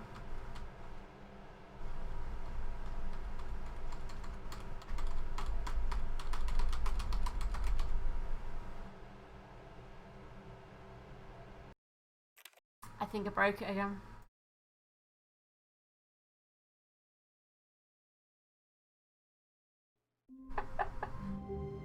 Oh my god, what? Paper everywhere. Stanley decided to go to the meeting room to check on his co-workers. He never functioned well by himself and constantly needed support and guidance from others, so the thought of total solitude was terrifying to him. Paper everywhere. Someone's been having a party.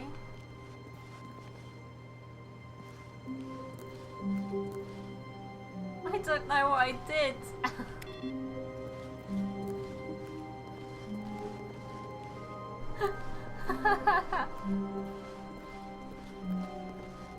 Ah, the paper trail stops. When Stanley came to a set of 2 open doors, he entered the door on his left. This was not the correct way to the meeting room, and Stanley knew it perfectly well. Perhaps he wanted to stop by the employee lounge first, just to admire it. The lounge was grand, majestic, perhaps too majestic. Like a combination of a much smaller version and a much larger. But eager to get back to business, Stanley took the first open door on his left. Nope. No. Stanley was so bad at following directions, it's incredible he wasn't fired years ago. Look, Stanley, I think perhaps we've gotten off on the wrong foot here. I'm not your enemy, really, I'm not. I realize that investing your trust in someone else can be difficult, but the fact is that the story has been about nothing but you all this time. There's someone you've been neglecting, Stanley. Someone you've forgotten. What? Really? I was in the middle of something. Do you have zero consideration for others? Are you that convinced that I want something bad to happen to you? Why, I don't know how to convince you of this, but I really do want to help you, to show you something beautiful. Look, let me prove it. Let me prove that I'm on your side. Give me a chance. Now listen carefully, this is important. Go through the red Stanley door? walked through the red door. Pick the red door. Okay, yeah, let's pick the red door. Oh, thank God you are willing to listen to me. Do you see that I really have wanted you to be happy all this time? The problem is all these choices. The two of us always trying to get somewhere that isn't here. Running and running and running, just the way you're doing right now. Don't you see that it's killing us, Stanley? I wanted to stop. We would both be so much happier if we just stopped. And I think I have a solution. Here, let me show you. Oh, and I do. Yes.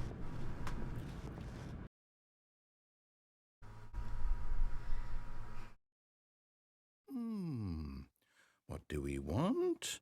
What are we looking for? What is this? Oh. Here. Yes. Oh, it's beautiful, isn't it? If we just stay right here, right in this moment with this place, Stanley, I think I feel happy. I actually feel happy.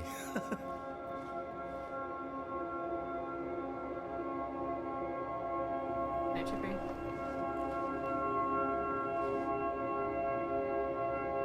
Wow.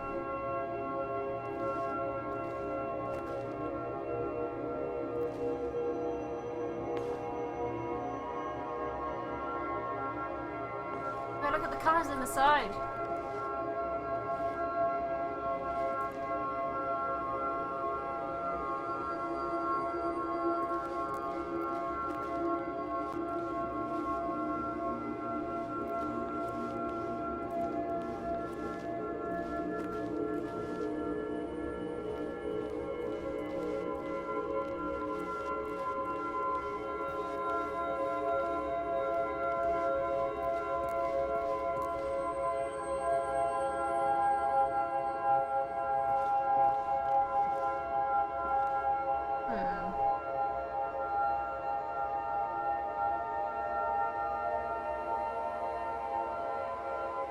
Actually feels like a really nice place to stand in. All the lights, the lovely space. Probably not so much the music. The music is a bit huge chimey, but good.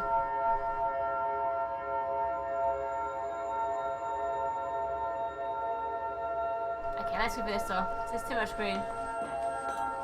No, wait. Where are you going? Right. Where were we?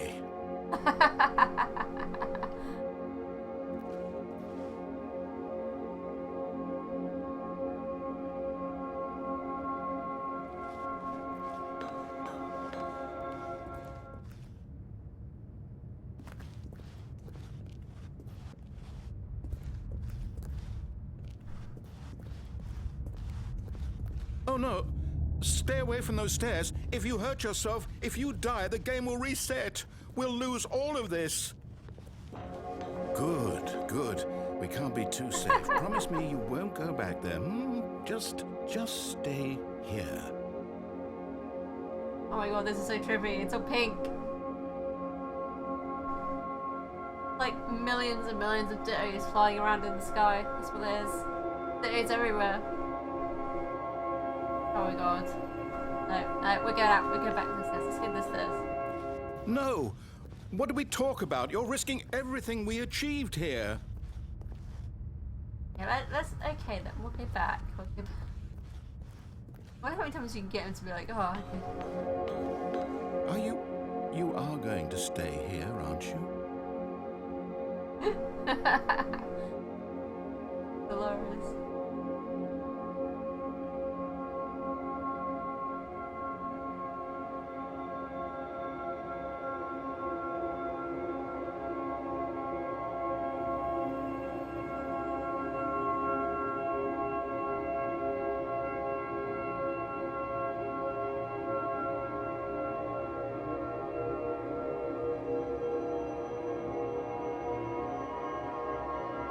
I'll just go back to that again. Okay, let's go. No more shiny stuff.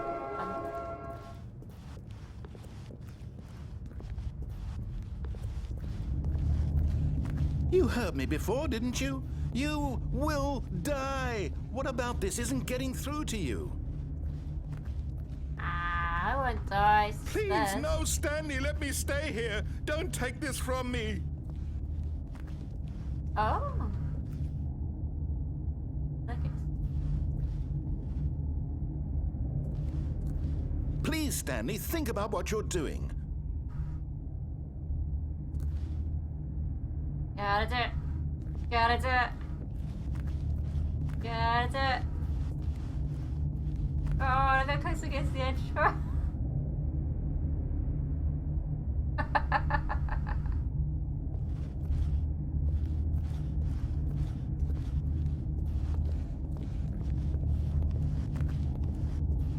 Isn't having like sounds of relief when you come back down the stairs? So let's go back up and jump off then.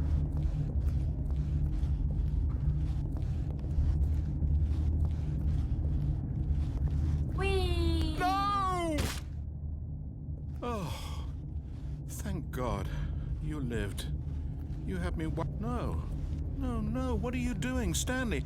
Please, I'm asking you not to take this away from me. I can't go back to what I was before. If you die, we'll both go back. Why are you doing this? Stanley, let's go back to the other room. Can you do that for me?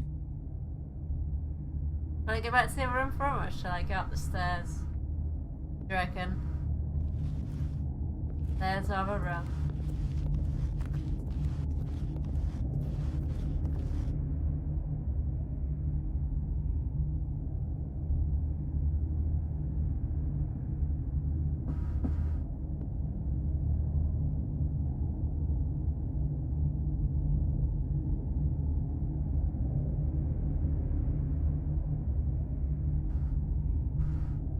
Oh, again. Stairs again, okay.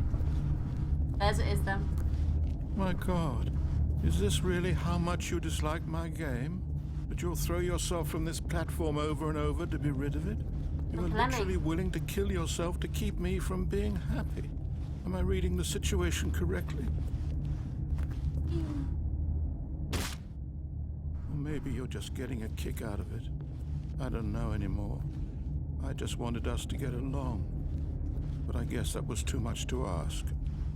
It looks like you wanted to make a choice after all. Well, this one is yours.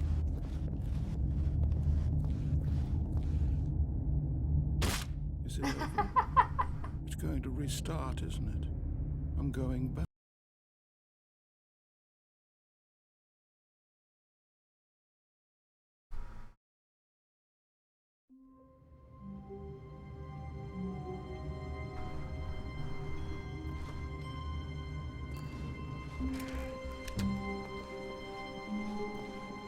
Oh, there's no offices anymore, it's just a straight corridor. Wow. When Stanley came to a set of 2 open doors, he entered the door on his left. This was not the correct way to the meeting room, and Stanley knew it perfectly well. Perhaps he wanted to stop by the employee lounge first, just to admire it. And here it was, the lounge.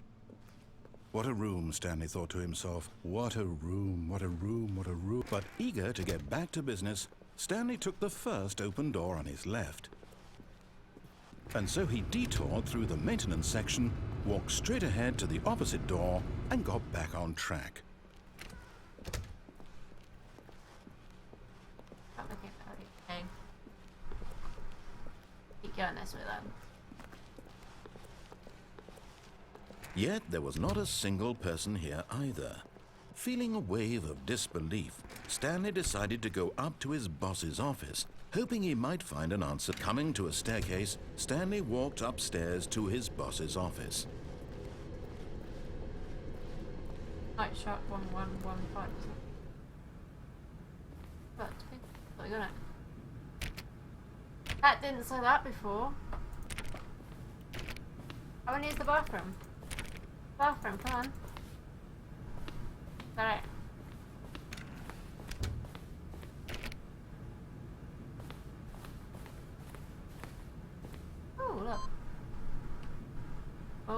getting close. 2 more inputs.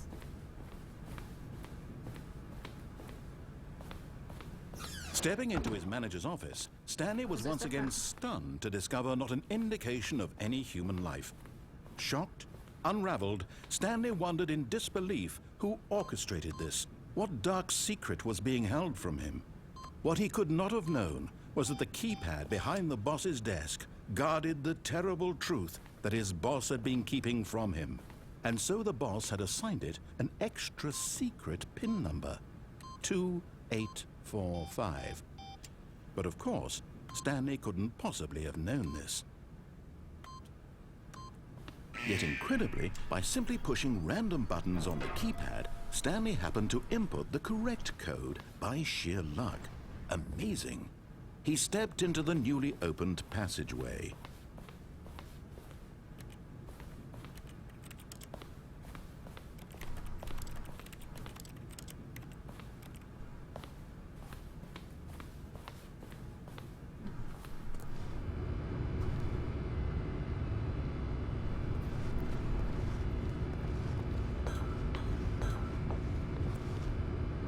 One 117. What? Is that what I should have put in? That's a bit dangerous.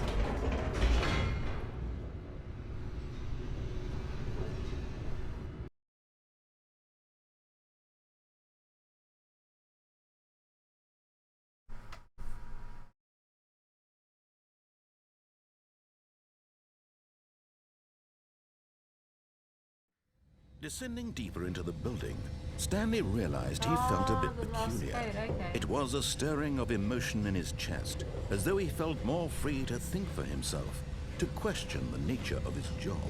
Why did he feel this now, when for years it had never occurred to him? This question would not go unanswered for long.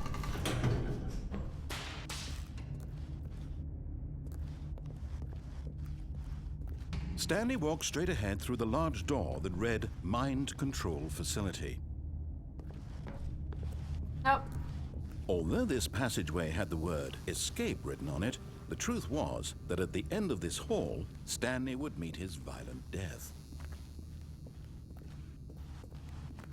Nope. And keep going. The door behind him was not shut. Stanley still had every opportunity to turn around and get back on track. Nope. At this point, Stanley was making a conscious, concerted effort to walk forward and willingly confront his death.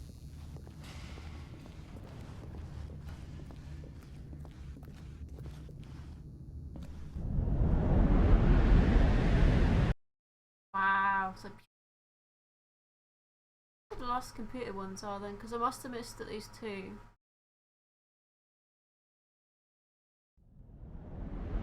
Wow. Wait, what am I in? Am I in a bucket? As the machine whirred into motion and Stanley was inched closer and closer to his demise, he reflected that his life had been of no consequence whatsoever. Stanley can't see the bigger picture. He doesn't know the real story, trapped forever in his narrow vision of what this world is. Perhaps his death was of no great loss, like plucking the eyeballs from a blind man. So he resigned and willingly accepted this violent end to his brief and shallow life. Farewell, Stanley.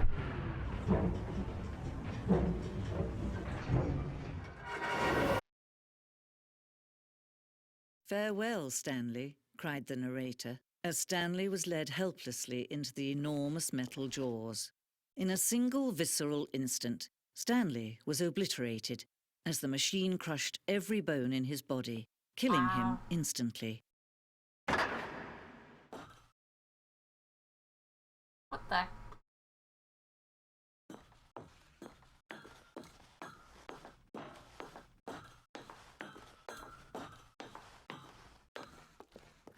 And yet it would be just a few minutes before Stanley would restart the game, back in his office, as alive as ever. What exactly did the narrator think he was going to accomplish? Okay. When every path you can walk has been created for you long in advance, death becomes meaningless, making life the same. Do you see now? Do you see that Stanley was already Look at dead that. from the moment he hit start? Like a museum.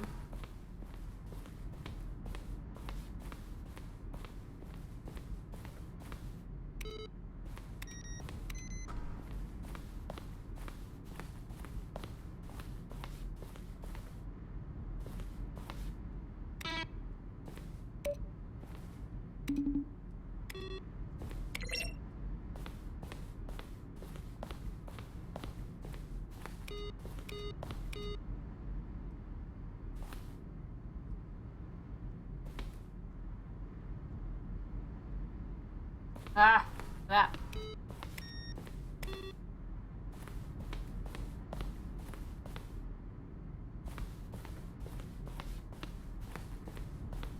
There's a museum about the Stanley Parable. This is hilarious.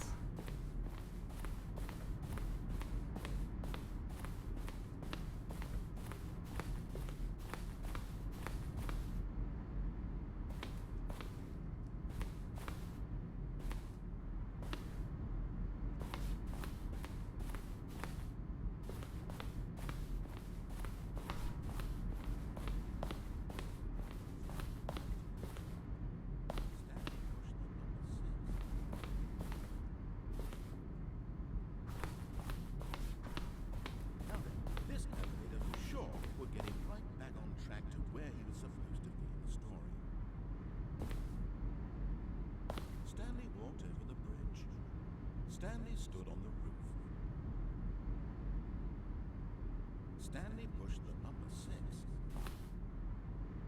And finally, he pushed the number 9. Stanley pushed. Have you seen this bit yet then, Monkey, or did you not get this far when you were playing it?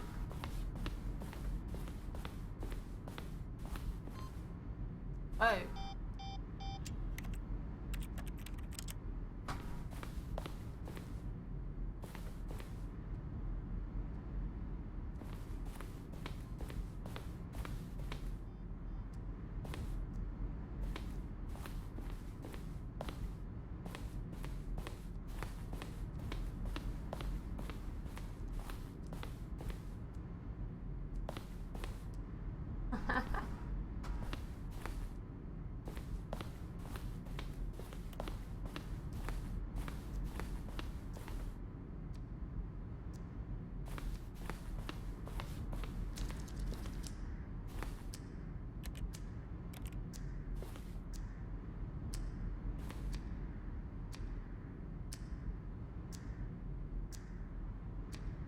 This does.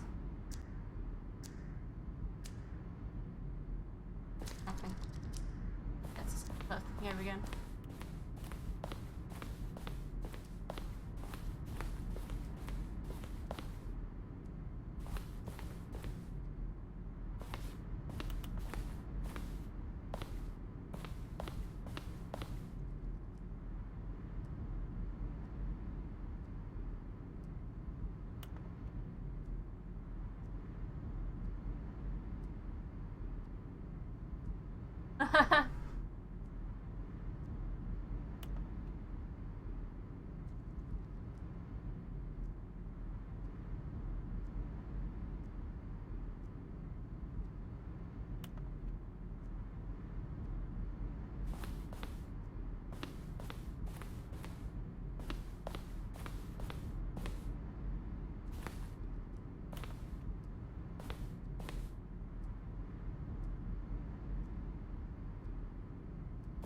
Wow, okay.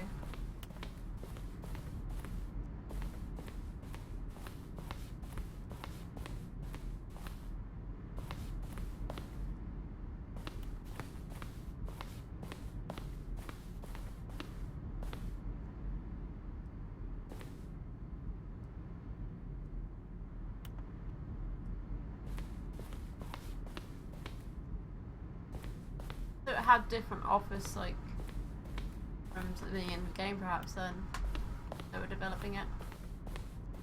Quite interesting.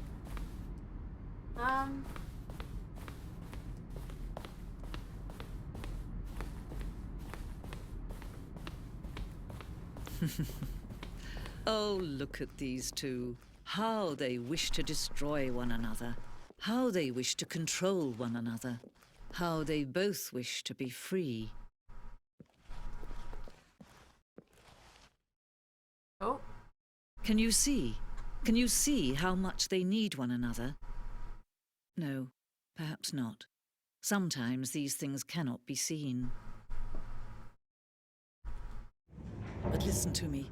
You can still save these two. You can stop the program before they both fail. Push escape and press quit. There's no other way to beat this game. As long as you move forward, you'll be walking someone else's path. Stop now and it'll be your only true choice. Whatever you do, choose it. Don't let time choose for you. Don't let time... Rich.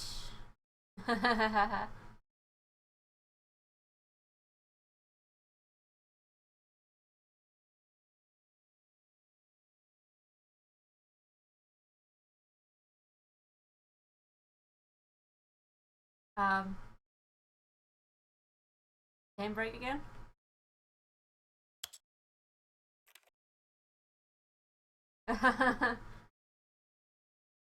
Maybe we were supposed to do that then. Yes.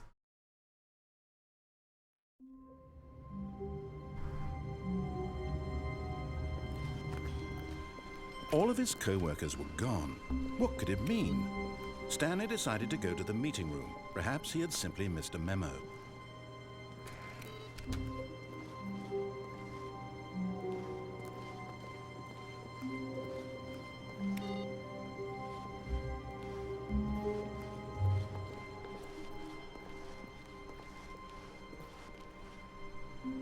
I'll give it a minute. I didn't realise that. I just... When Stanley came to a set of 2 open doors, he entered the door on his left. I don't think what other options I have right now to do. Yeah, I'll do that one with the 1117 on the boss's room, see what happens. Yet there was not a single person here either. Feeling a wave of disbelief, Stanley decided to go up to his boss's office. Coming to a staircase, Stanley walked upstairs to his boss's office.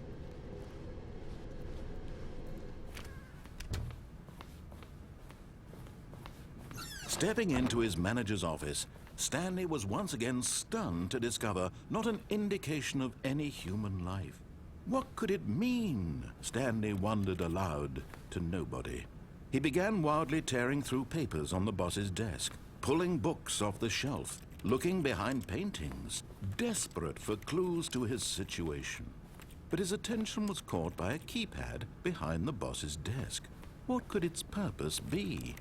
In fact, this keypad guarded the terrible secret that lay buried below his feet. And so the boss had assigned it an extra secret PIN number, 2845. But of course, Stanley couldn't possibly have known this.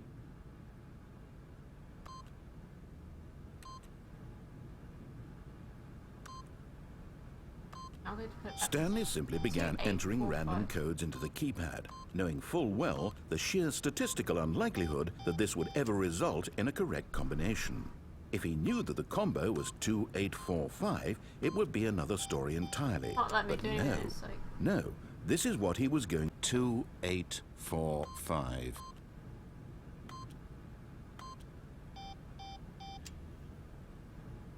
I'll do anything. Are you sure it's 1117? Forgot, but it turns out that the panel's emergency override kicked in, and the door just opened all by itself. And Stanley got the hell along with the story. Well, whoop-de-doo. Didn't do anything.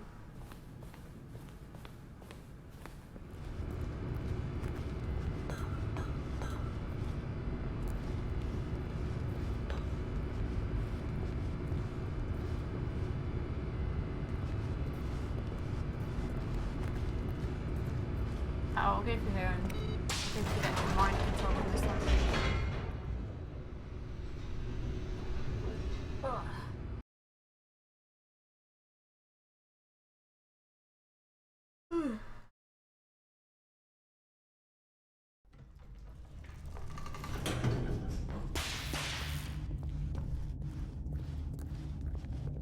Stanley walked straight ahead through the large door that read Mind Control Facility.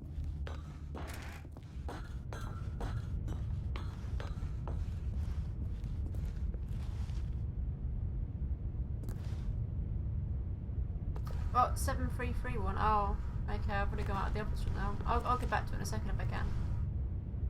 711. I'll try them a bit, so it happens. The lights rose on an enormous room packed with television screens. What horrible secret did this place hold? Stanley thought to that's where I was himself. before up there. Did he have the strength to find out?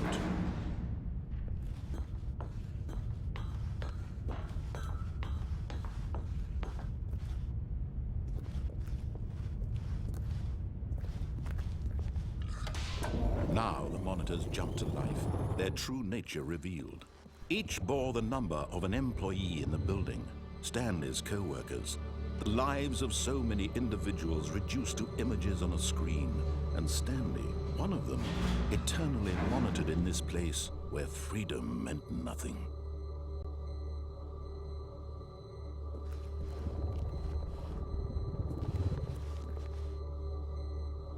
Funny, because that one up there used to say they were fired. Yeah, that person's been fired up there. Screen's broken, but it's...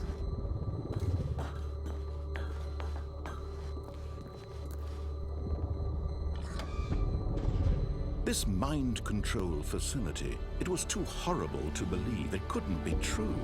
Had Stanley really been under someone's control all this time? Was this the only reason he was happy with his boring job? That his emotions had been manipulated to accept it blindly?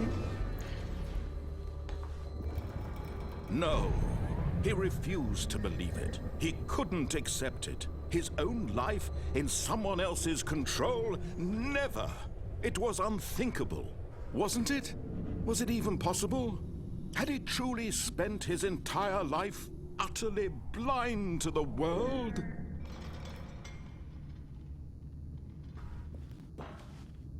But here was the proof, the heart of the operation.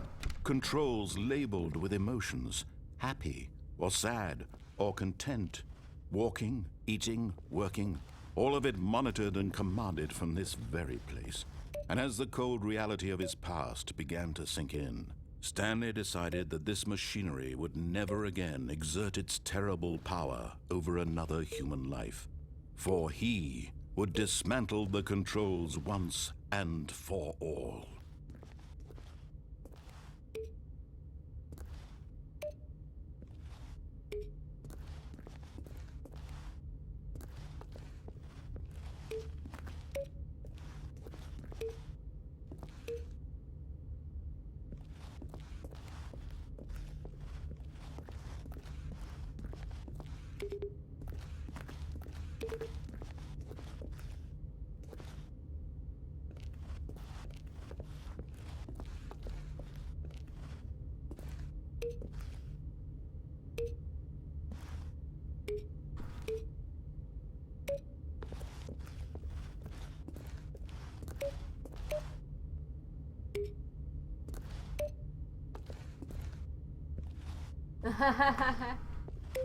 Yeah, it doesn't seem to like...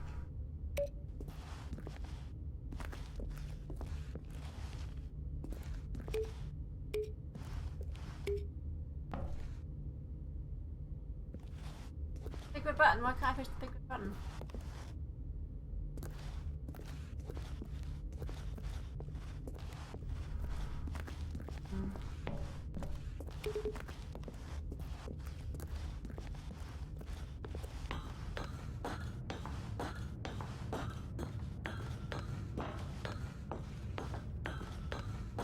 And when at last he found the source of the room's power, he knew it was his duty, his obligation, to put an end to this horrible place and to everything it stood for.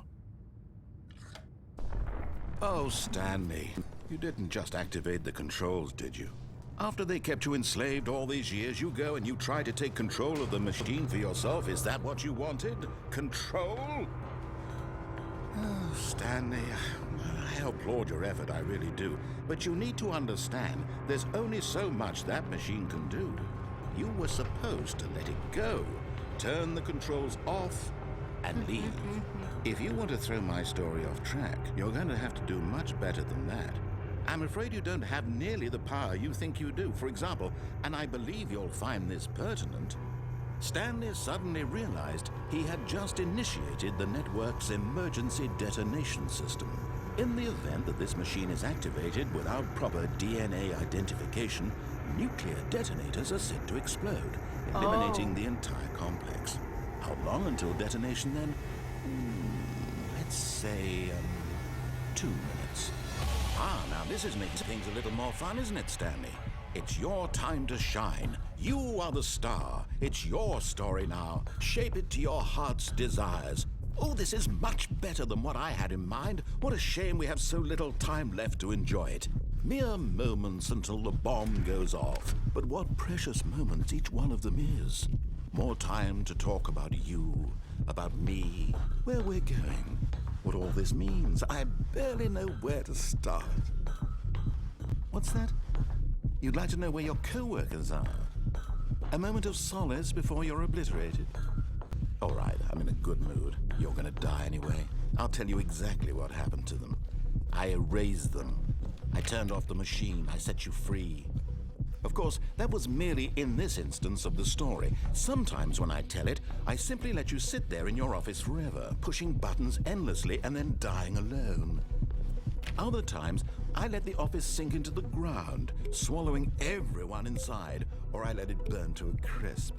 I have to say this, though, this version of events has been rather amusing. Watching you try to make sense of everything and take back the control wrested away from you, it's quite rich. I almost hate to see it go.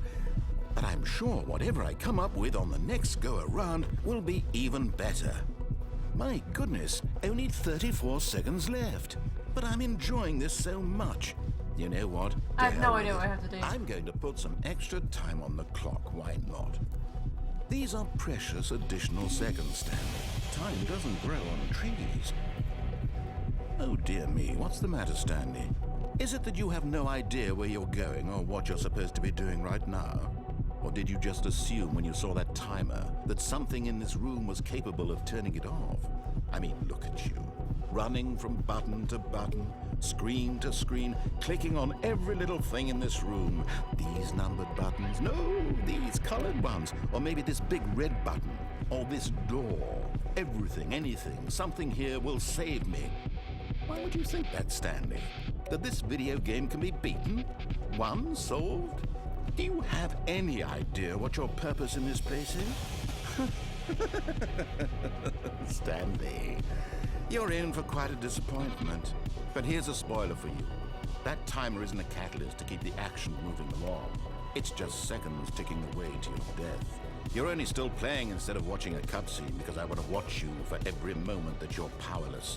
To see you made humble. This is not a challenge. It's a tragedy.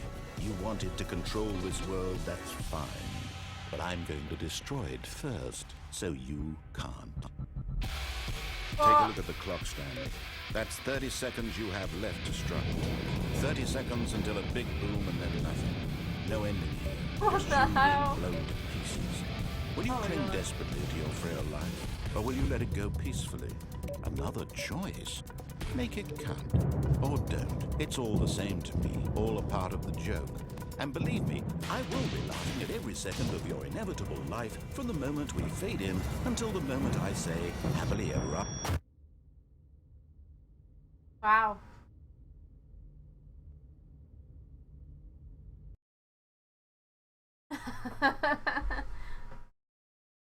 I have no idea if there's a way to actually get out of that ending, so... That was just amazing though. All of his co-workers were gone. What could it mean? Stanley decided to go to the meeting room. Perhaps he had simply missed a memo. No matter how hard Stanley looked, he couldn't find a trace of his co-workers.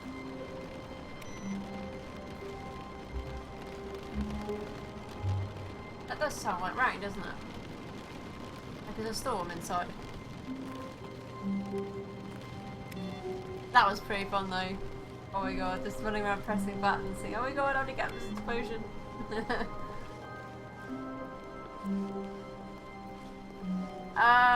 we go, I'll go When that way Stanley again. came to a set of 2 open doors, Which he window? entered the door on his left. Which window was that? By the desk. Have I already gone past it?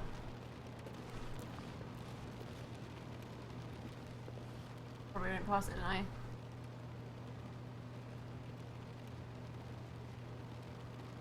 Oh dear.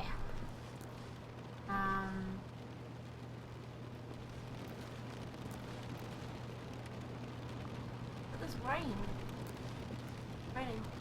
The starting office. Do you reckon I was going to get back to it.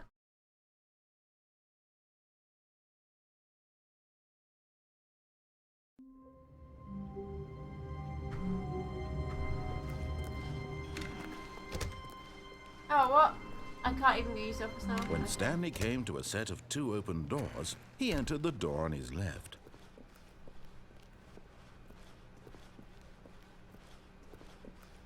Yet there was not a single person here either. Feeling a wave of disbelief, Stanley decided to go up to his boss's office. Hoping coming to a staircase, Stanley walked upstairs to his boss's office.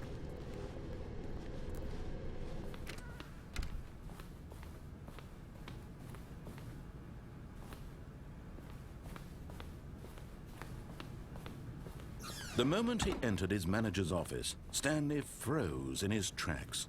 Not a living soul anywhere. Could he really be all alone?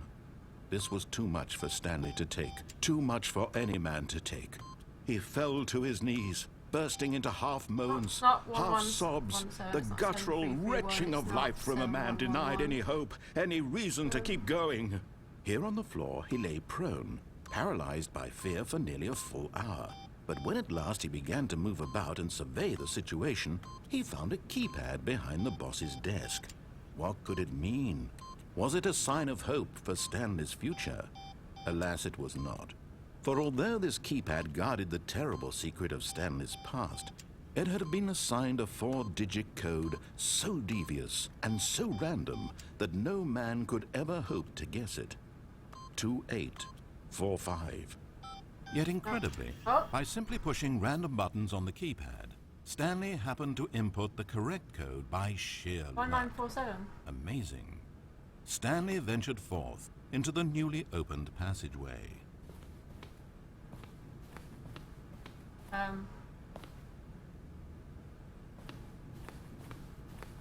What?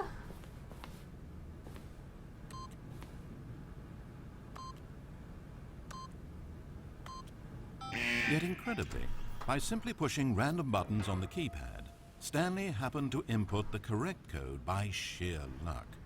Amazing. Stanley ventured forth into the newly opened passageway. Yet incredibly, by simply pushing random buttons on the keypad, Stanley happened to input the correct code by sheer luck. Amazing. Stanley ventured forth into the newly opened passageway. Was that supposed to do that? Was it supposed to do something different? Don't know. That did. Same thing.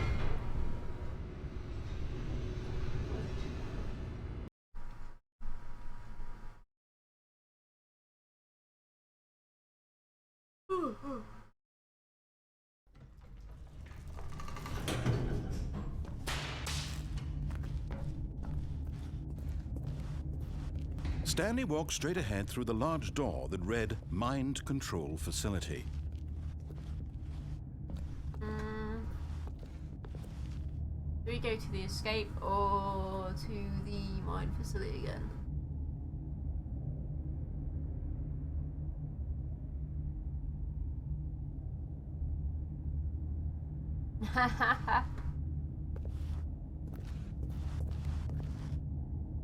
Let's go escape. Escape! Although this passageway had the word escape written on it, the truth was that at the end of this hall, Stanley would meet his violent death. The door behind him was not shut. Stanley still had every opportunity to turn around and get back on track. What other codes did they have then? At this point, Stanley was making a conscious, concerted effort to walk forward and willingly confront his death.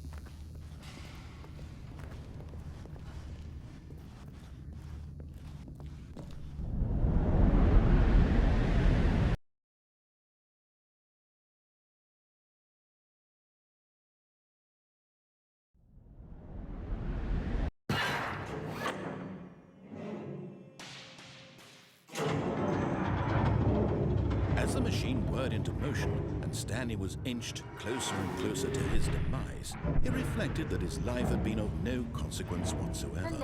Stanley can't see the bigger picture. He doesn't know the real story, trapped forever in his narrow vision of what this world is. Perhaps his death was of no great loss, like plucking the eyeballs from a blind man. And so he resigned and willingly accepted this violent end to his brief and shallow life. Farewell, Stanley.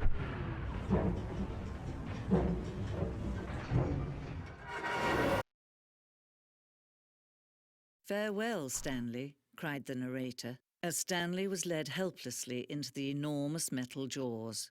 In a single visceral instant, Stanley was obliterated as the machine crushed every bone in his body, killing him instantly.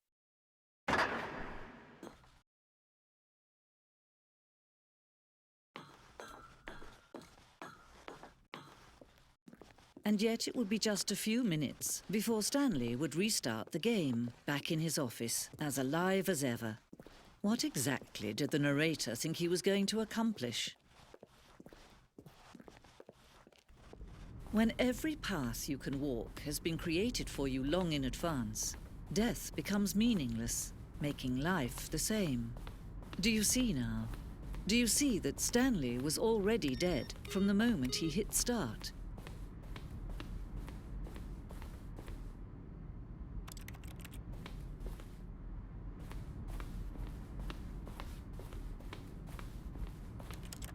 I would do that computer input thing, but I don't know which one it would be.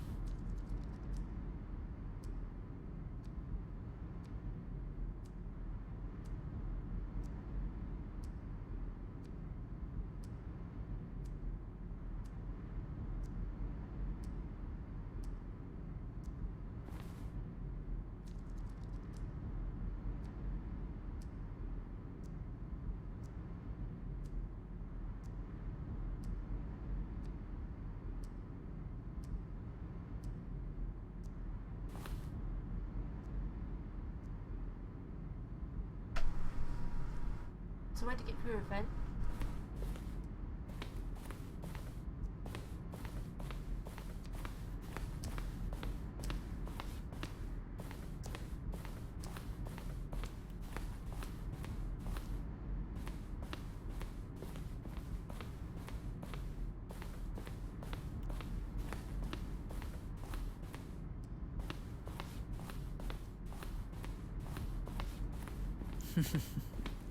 Oh, look at these two.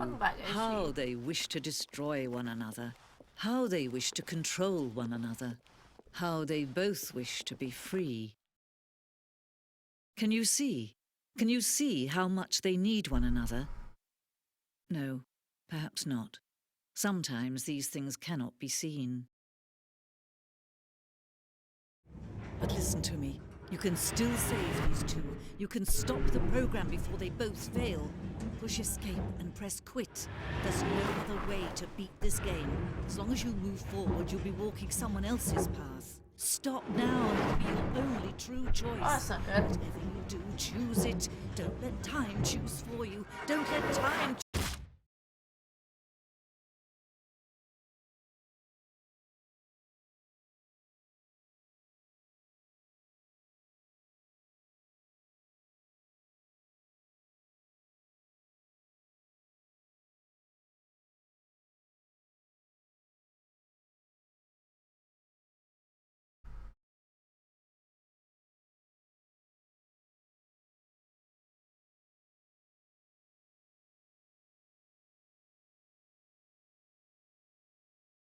Hmm.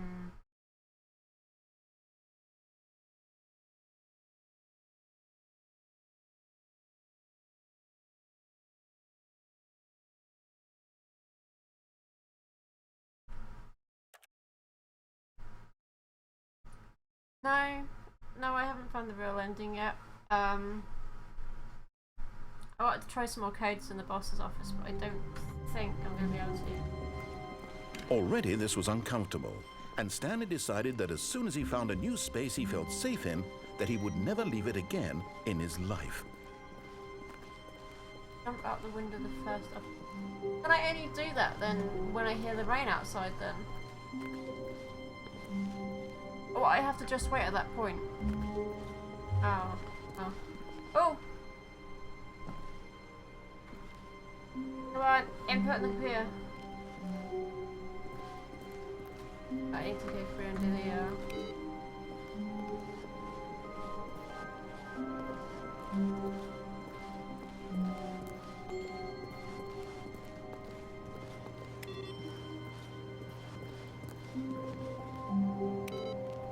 I had another computer input thing.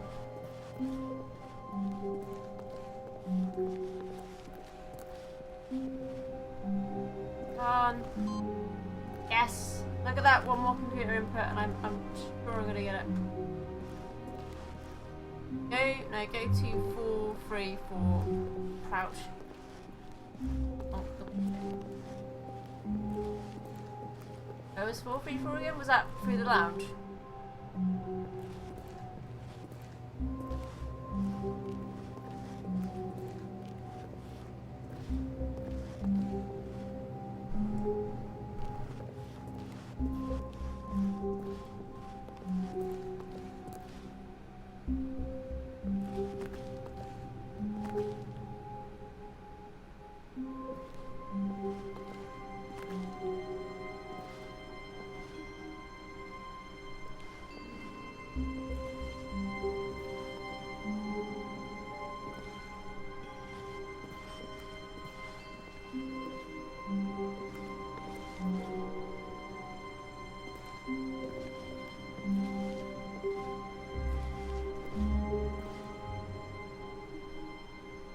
Crouch out the window.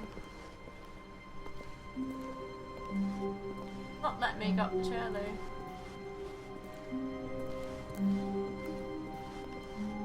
Okay. Oh.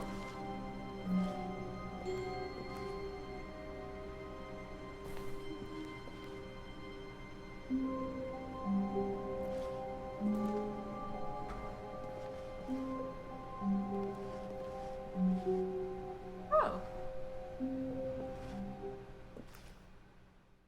At first, Stanley assumed he'd broken the map until he heard this narration and realized it was part of the game's design all along.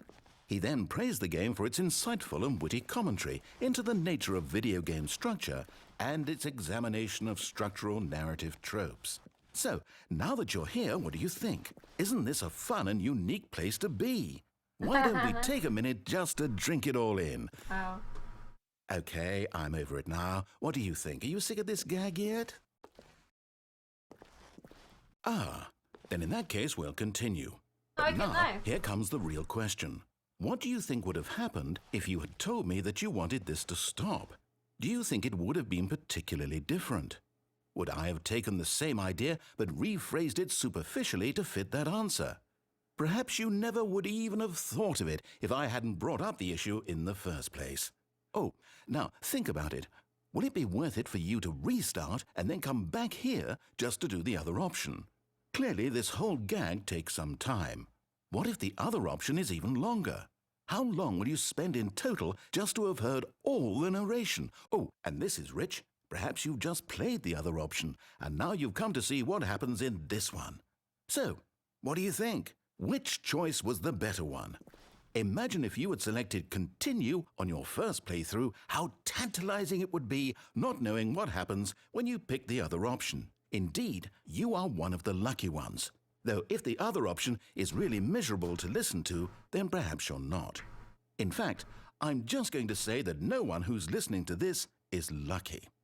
Well now, I've built up the other options so much that I'm going to stop talking and leave you to your decision whether to come back here, continue with the game, or just sit in this spot forever and ever. Cheers.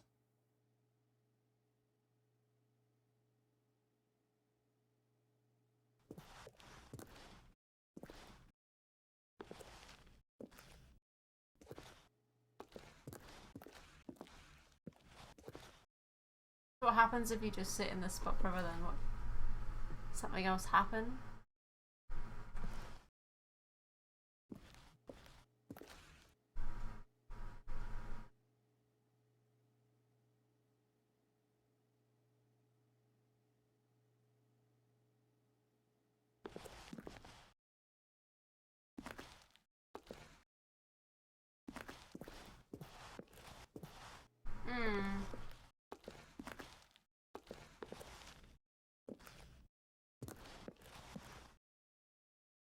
Can't me click it, so... okay, so if I play it again, it might play me a song. Okay.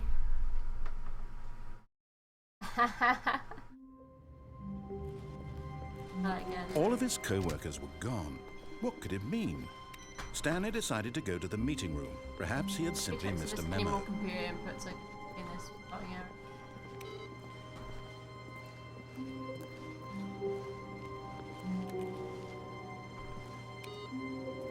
There's no more PCs I can press that does the input thing, so I'm missing that one last computer input, but it's fine. No matter how hard Stanley looked, he couldn't find a trace of his co-workers.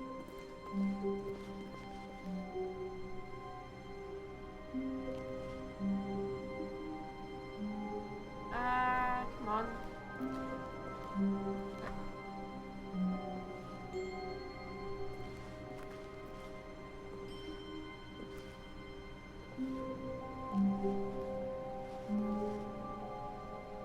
It's a bit of a weird game, yeah. At first, Stanley assumed he'd broken the map until he heard this narration and realized it was part of the game's design all along. He then praised the game for its insightful and witty commentary into the nature of video game structure and its examination of structural narrative tropes. So, now that you're here, what do you think? Isn't this a fun and unique place to be? Why don't we take a minute just to drink it all in? Okay, I'm over it now. What do you think? Are you sick of this gag yet? Well, I don't know how to say this politely, but you could literally just hit escape and restart the game any old time you want, like right now. You could have done it just then. Now would also be an appropriate time to quit. Any of these points and so many, many more, all of them are appropriate. I'm enjoying what seems to be an internal conflict going on where you are literally unable to act on your own desires to restart the game. So, just to push the envelope, I'm going to try and make this as miserable as possible and see how long you can maintain. There once was a man named Stanley. Oh my god, it's playing a song. Who people considered so manly. But the truth must be told, he was not very old and was quite particularly gangly. What Stanley liked most was buttons. He pushed them like some kind of glutton. He did it all day in a meaningful way, but his brain had long ceased to function. Which is why he is in this parable and lives an existence quite terrible. And if you are not strong and keep playing along, you too will become quite unbearable. Yes. You too will become quite unbearable.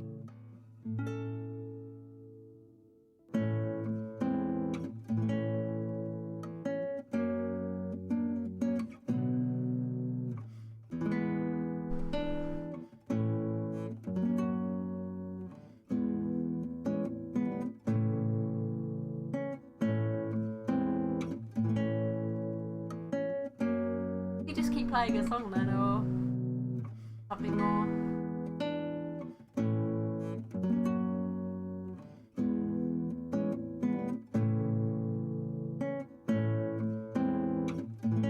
That's probably just a case of just doing a restart then. Okie dokie. Put the game to the beginning. I'll do the boss drum, but we'll do the correct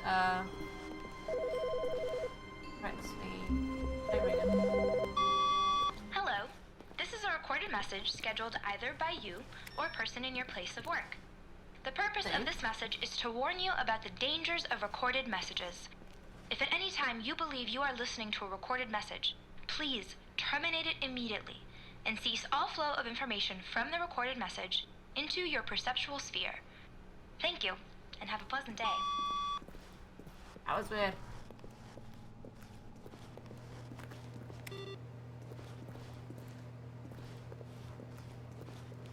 I've almost been playing this about probably about 2.5 hours now, I think.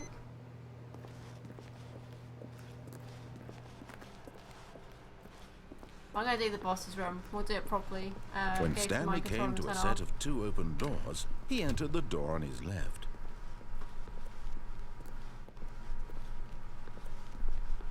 Yet there was not a single person here either. Feeling a wave of disbelief, Stanley decided to go up to his boss's office, hoping he might find an answer there. Coming to a staircase, Stanley walked upstairs to his boss's office.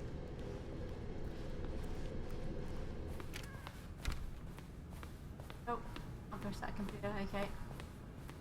Stepping into his manager's office, Stanley was once again stunned to discover not an indication of any human life. What could it mean, he wondered. Desperate for answers, he began turning the room over looking for clues that might unravel the situation, until at last he discovered a keypad behind the boss's desk. But alas, no code. For this keypad guarded the terrible secret that lay buried below his feet. And so the boss had assigned it an extra secret PIN number, 2845. But of course, Stanley couldn't possibly, yet incredibly, by simply pushing random buttons on the keypad, Stanley happened to input the correct code by sheer luck. Isn't Nightbot. Amazing. He stepped into the newly opened passageway. That's actually Anchorbot is what I'm using for the point system.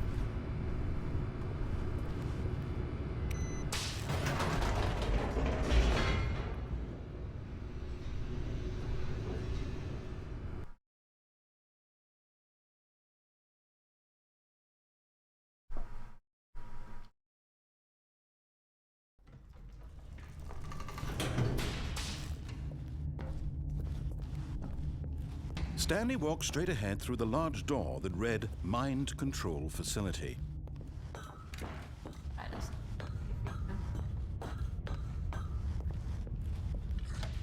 The lights rose on an enormous room packed with television screens.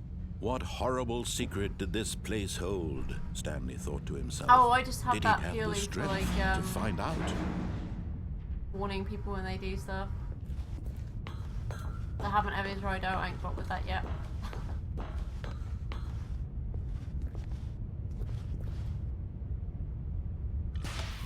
Now the monitors jumped to life, their true nature revealed. Each bore here. the number of an employee in the building, Stanley's co-workers. The lives of so many individuals reduced to images on a There's screen. this office right in the And middle there. Stanley, one of them, eternally monitored in this place where freedom meant nothing.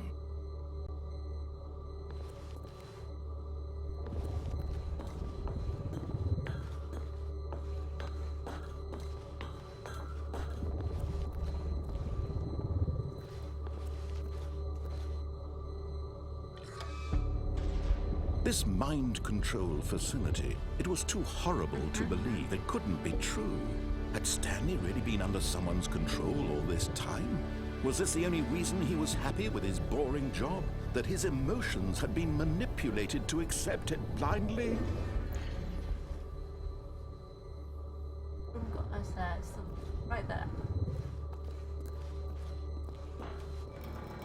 No. He refused to believe it. He couldn't accept it. His own life in someone else's control? Never! It was unthinkable, wasn't it? Was it even possible? Had he truly spent his entire life utterly blind to the world? What about it made you find the game creepy? But here was the proof. The heart of the operation. Controls labeled with emotions. Happy, or sad, or content.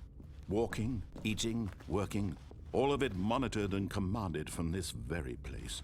And as the cold reality of his past began to sink in, Stanley decided that this machinery would never again exert its terrible power over another human life. For he would dismantle the controls once and for all. If I press off this time instead of on.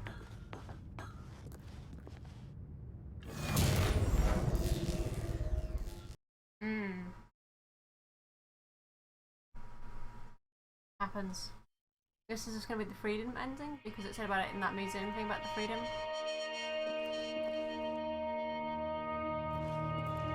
Blackness and a rising chill of uncertainty. Was it over? Yes. He had won. Noises. He had defeated the machine, unshackled himself from someone else's command. Freedom was mere moments away. And yet, open the door. even as the immense door slowly opened, Stanley reflected on how many puzzles still lay unsolved. Where had his co-workers gone? How had he been freed from the machine's grasp? What other mysteries did this strange building hold? But as sunlight streamed into the chamber, he realized none of this mattered to him. For it was not knowledge or even power that he had been seeking, but happiness. Perhaps his goal had not been to understand, but to let go. No longer would anyone tell him where to go, what to do, or how to feel. Whatever life he lives, it will be his. And that was all he needed to know. It was perhaps the only thing worth knowing. Stanley stepped the bottom of the through the facility open had door. this. So like no one outside the facility was like, oh, why is there a big Stanley gate? felt the cool breeze upon his skin, the What's feeling that of facility? liberation, the immense possibility of the new path before him. This was exactly the way, right now, that things were meant to happen. Look away. And Stanley was happy. Oh.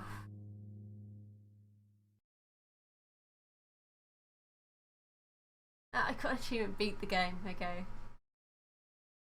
I gotta figure out how to do the other achievements in the game.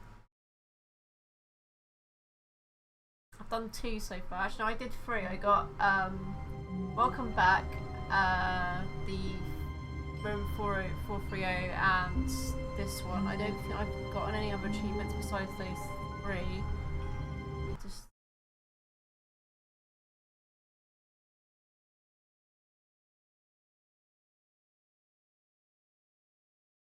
yeah, I just had those 3, so I was saying that I am. Oh, wait! Hang on. I just got the computer one.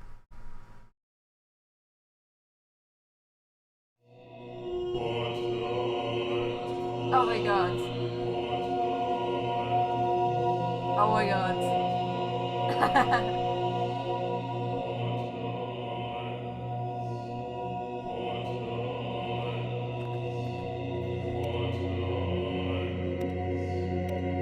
I can push all the buttons off, what?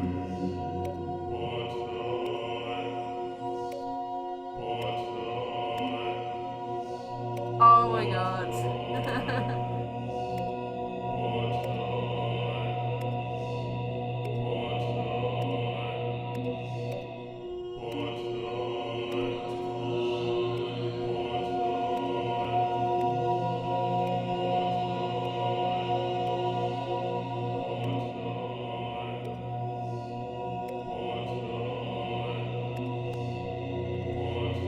They turn back on or something? Yeah, they do. They turn back on. Oh my god, what do I do in here?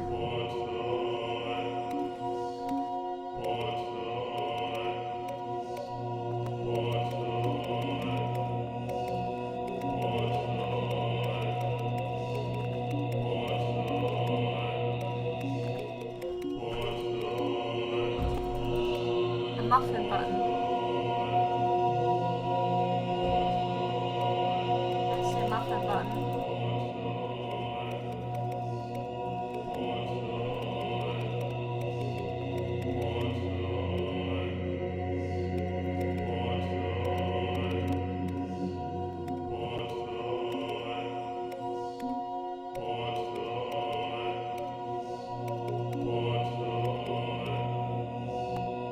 I have no idea what I'm supposed to do here.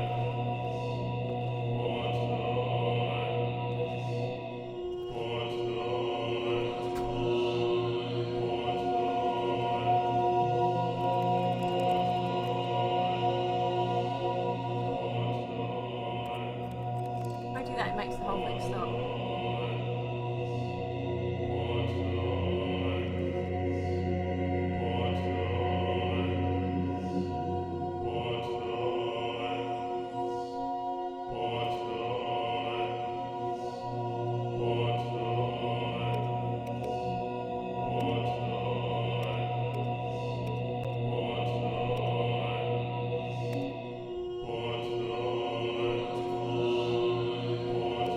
Press all the red buttons.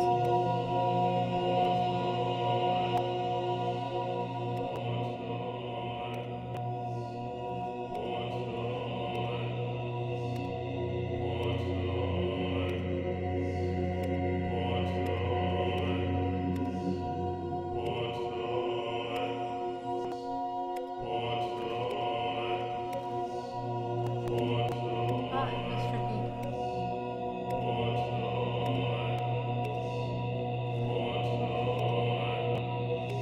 I don't know if I pushed all the red buttons. It's really hard to tell where you're pushing.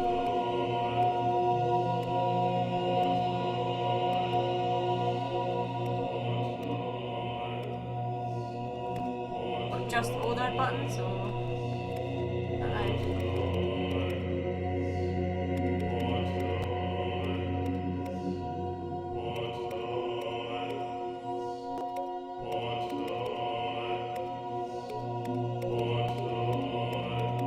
There's gotta be something you gotta do. Yeah, they all come back on, so I don't know what you're supposed to push.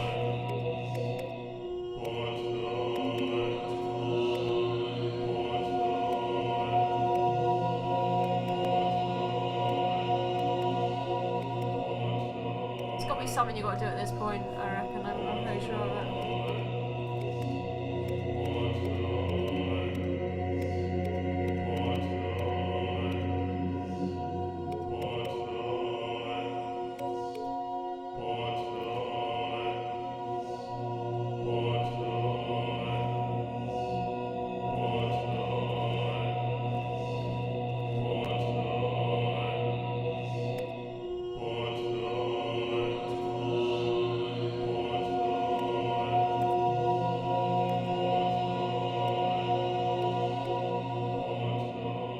Is that really what it is?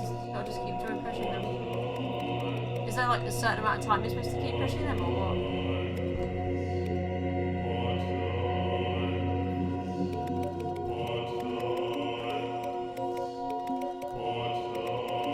Hang on, are they all turning light blue? Or are they turning light blue or something?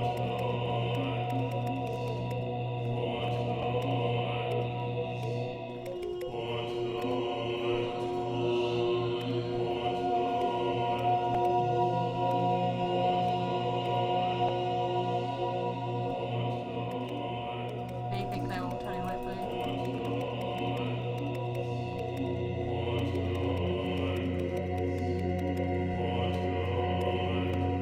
There's nothing at all for it then, so it's just...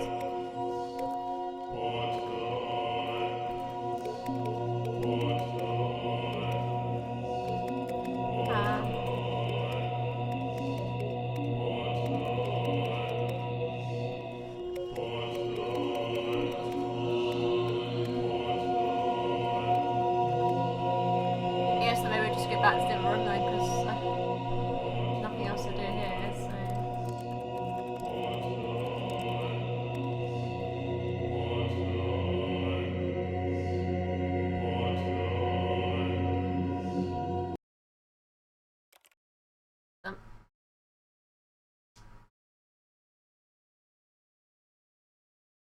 Yeah, button heaven.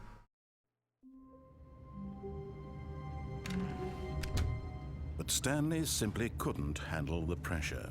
What if he had to make a decision? What if a crucial outcome fell under his responsibility? He had never been trained for that. No. This couldn't go anywhere except badly. The thing to do now, Stanley thought to himself, is to wait. Nothing will hurt me. Oh shit. Whoops. I was facing that computer, wasn't I? No. Let's go back in the office, please. Restart and type face punch. Okay. For that.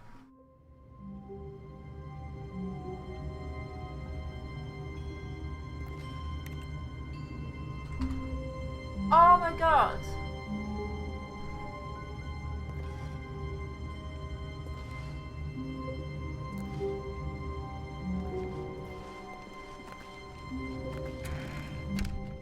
But Stanley simply couldn't handle the pressure. What if he had to make a decision? What if a crucial outcome fell under his responsibility? He had never been trained for that. No. This couldn't go anywhere except badly. The thing to do now, Stanley thought to himself, is to wait. Nothing will hurt me. Nothing will break me. In here I can be happy forever. I will be happy. Stanley waited. Hours passed. Wow. Then days. That's trippy. Had years gone by?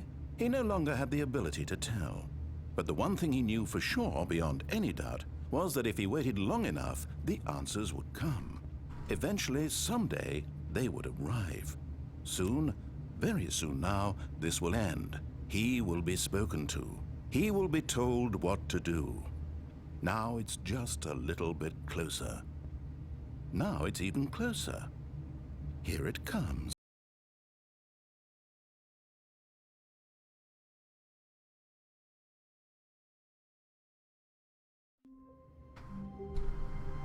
I've still got the computer ending, so I don't know All how of his many ones co-workers there are. were... Wait, no. This isn't the right office, is it? Is this Stanley's office?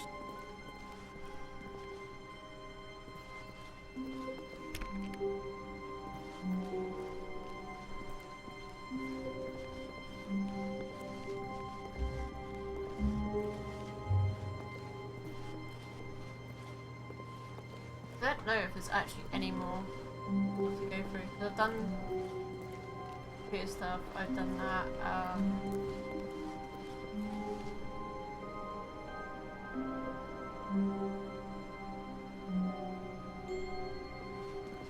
When Stanley came to a set of 2 open doors, he entered the door on his left.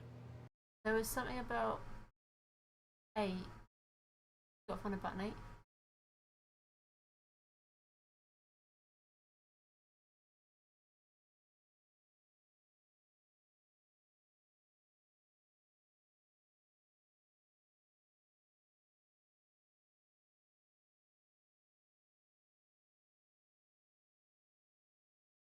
No.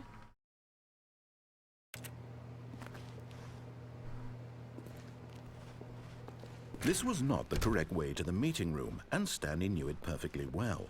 Perhaps he wanted to stop by the employee lounge first, just to admire it. It was okay.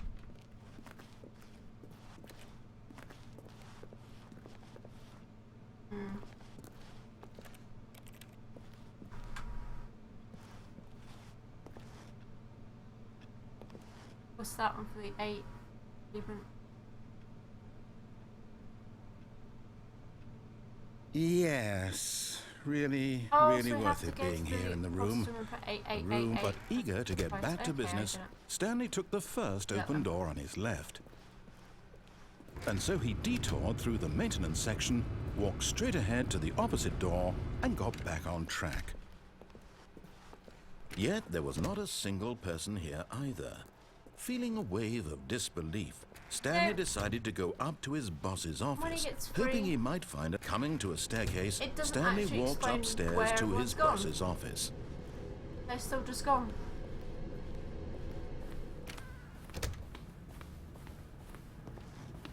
Stepping into his manager's office, Stanley was once again stunned to discover not an indication of any human life. What could it mean, he wondered. Desperate for answers, he began turning the room over looking for clues that might unravel the situation, until at last he discovered a keypad behind the boss's desk. But alas, no code. For this keypad guarded the terrible secret that lay buried below his feet. And so the boss had assigned it an extra secret pin number, 2845. But of I don't want to go for that one again. I don't think there's anything else I can do other than just get the achievements. I've got 8. The next one's called Achievement, Commitment, Speed Run. You can't jump, go outside, and unachievable. Which I'll probably do them another time. It's like play the Stanley Parable for the entire duration of Tuesday, which I'm guessing means 24 hours. Which, I mean, I'm not going to sit there and play it for 24 hours at the moment because that's just way too long. I probably couldn't do that achievement, to be honest with you.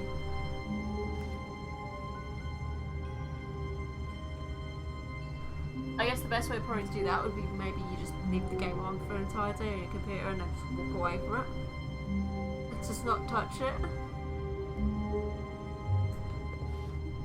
But yeah, I think what I'm going to do now is I'm actually probably going to stop the stream here for tonight because it's almost coming up to 3 hours and time to get a bit tired and can't focus properly, so I am probably going to save it here. I might play it again on the stream because I've played quite a lot of it now. I don't know if there's much more to cover in the game because obviously the achievements are just what's really left now. I might see what other endings I might be missing, and then if there's any missing, I'll go through them. See. But if not, then it'll be back straight on to doing the other streams I've been doing. So yeah, I hope you guys have enjoyed tonight's stream of the Stanley Parable. I definitely have enjoyed it. It was a lot of fun going through this game properly. I mean, I've only ever played it once, and I think I went through the right door and did all the wrong choices one time only when my brother offered me to play it. I never did play it again after that because I just got carried away with other games. So it was great. It was a lot of fun, and I would recommend this game to people who do like random games like this. This is pretty awesome. So since it's time coming in the stream, again, I hope you guys have enjoyed it, and I hope to see you guys next time. Bye guys.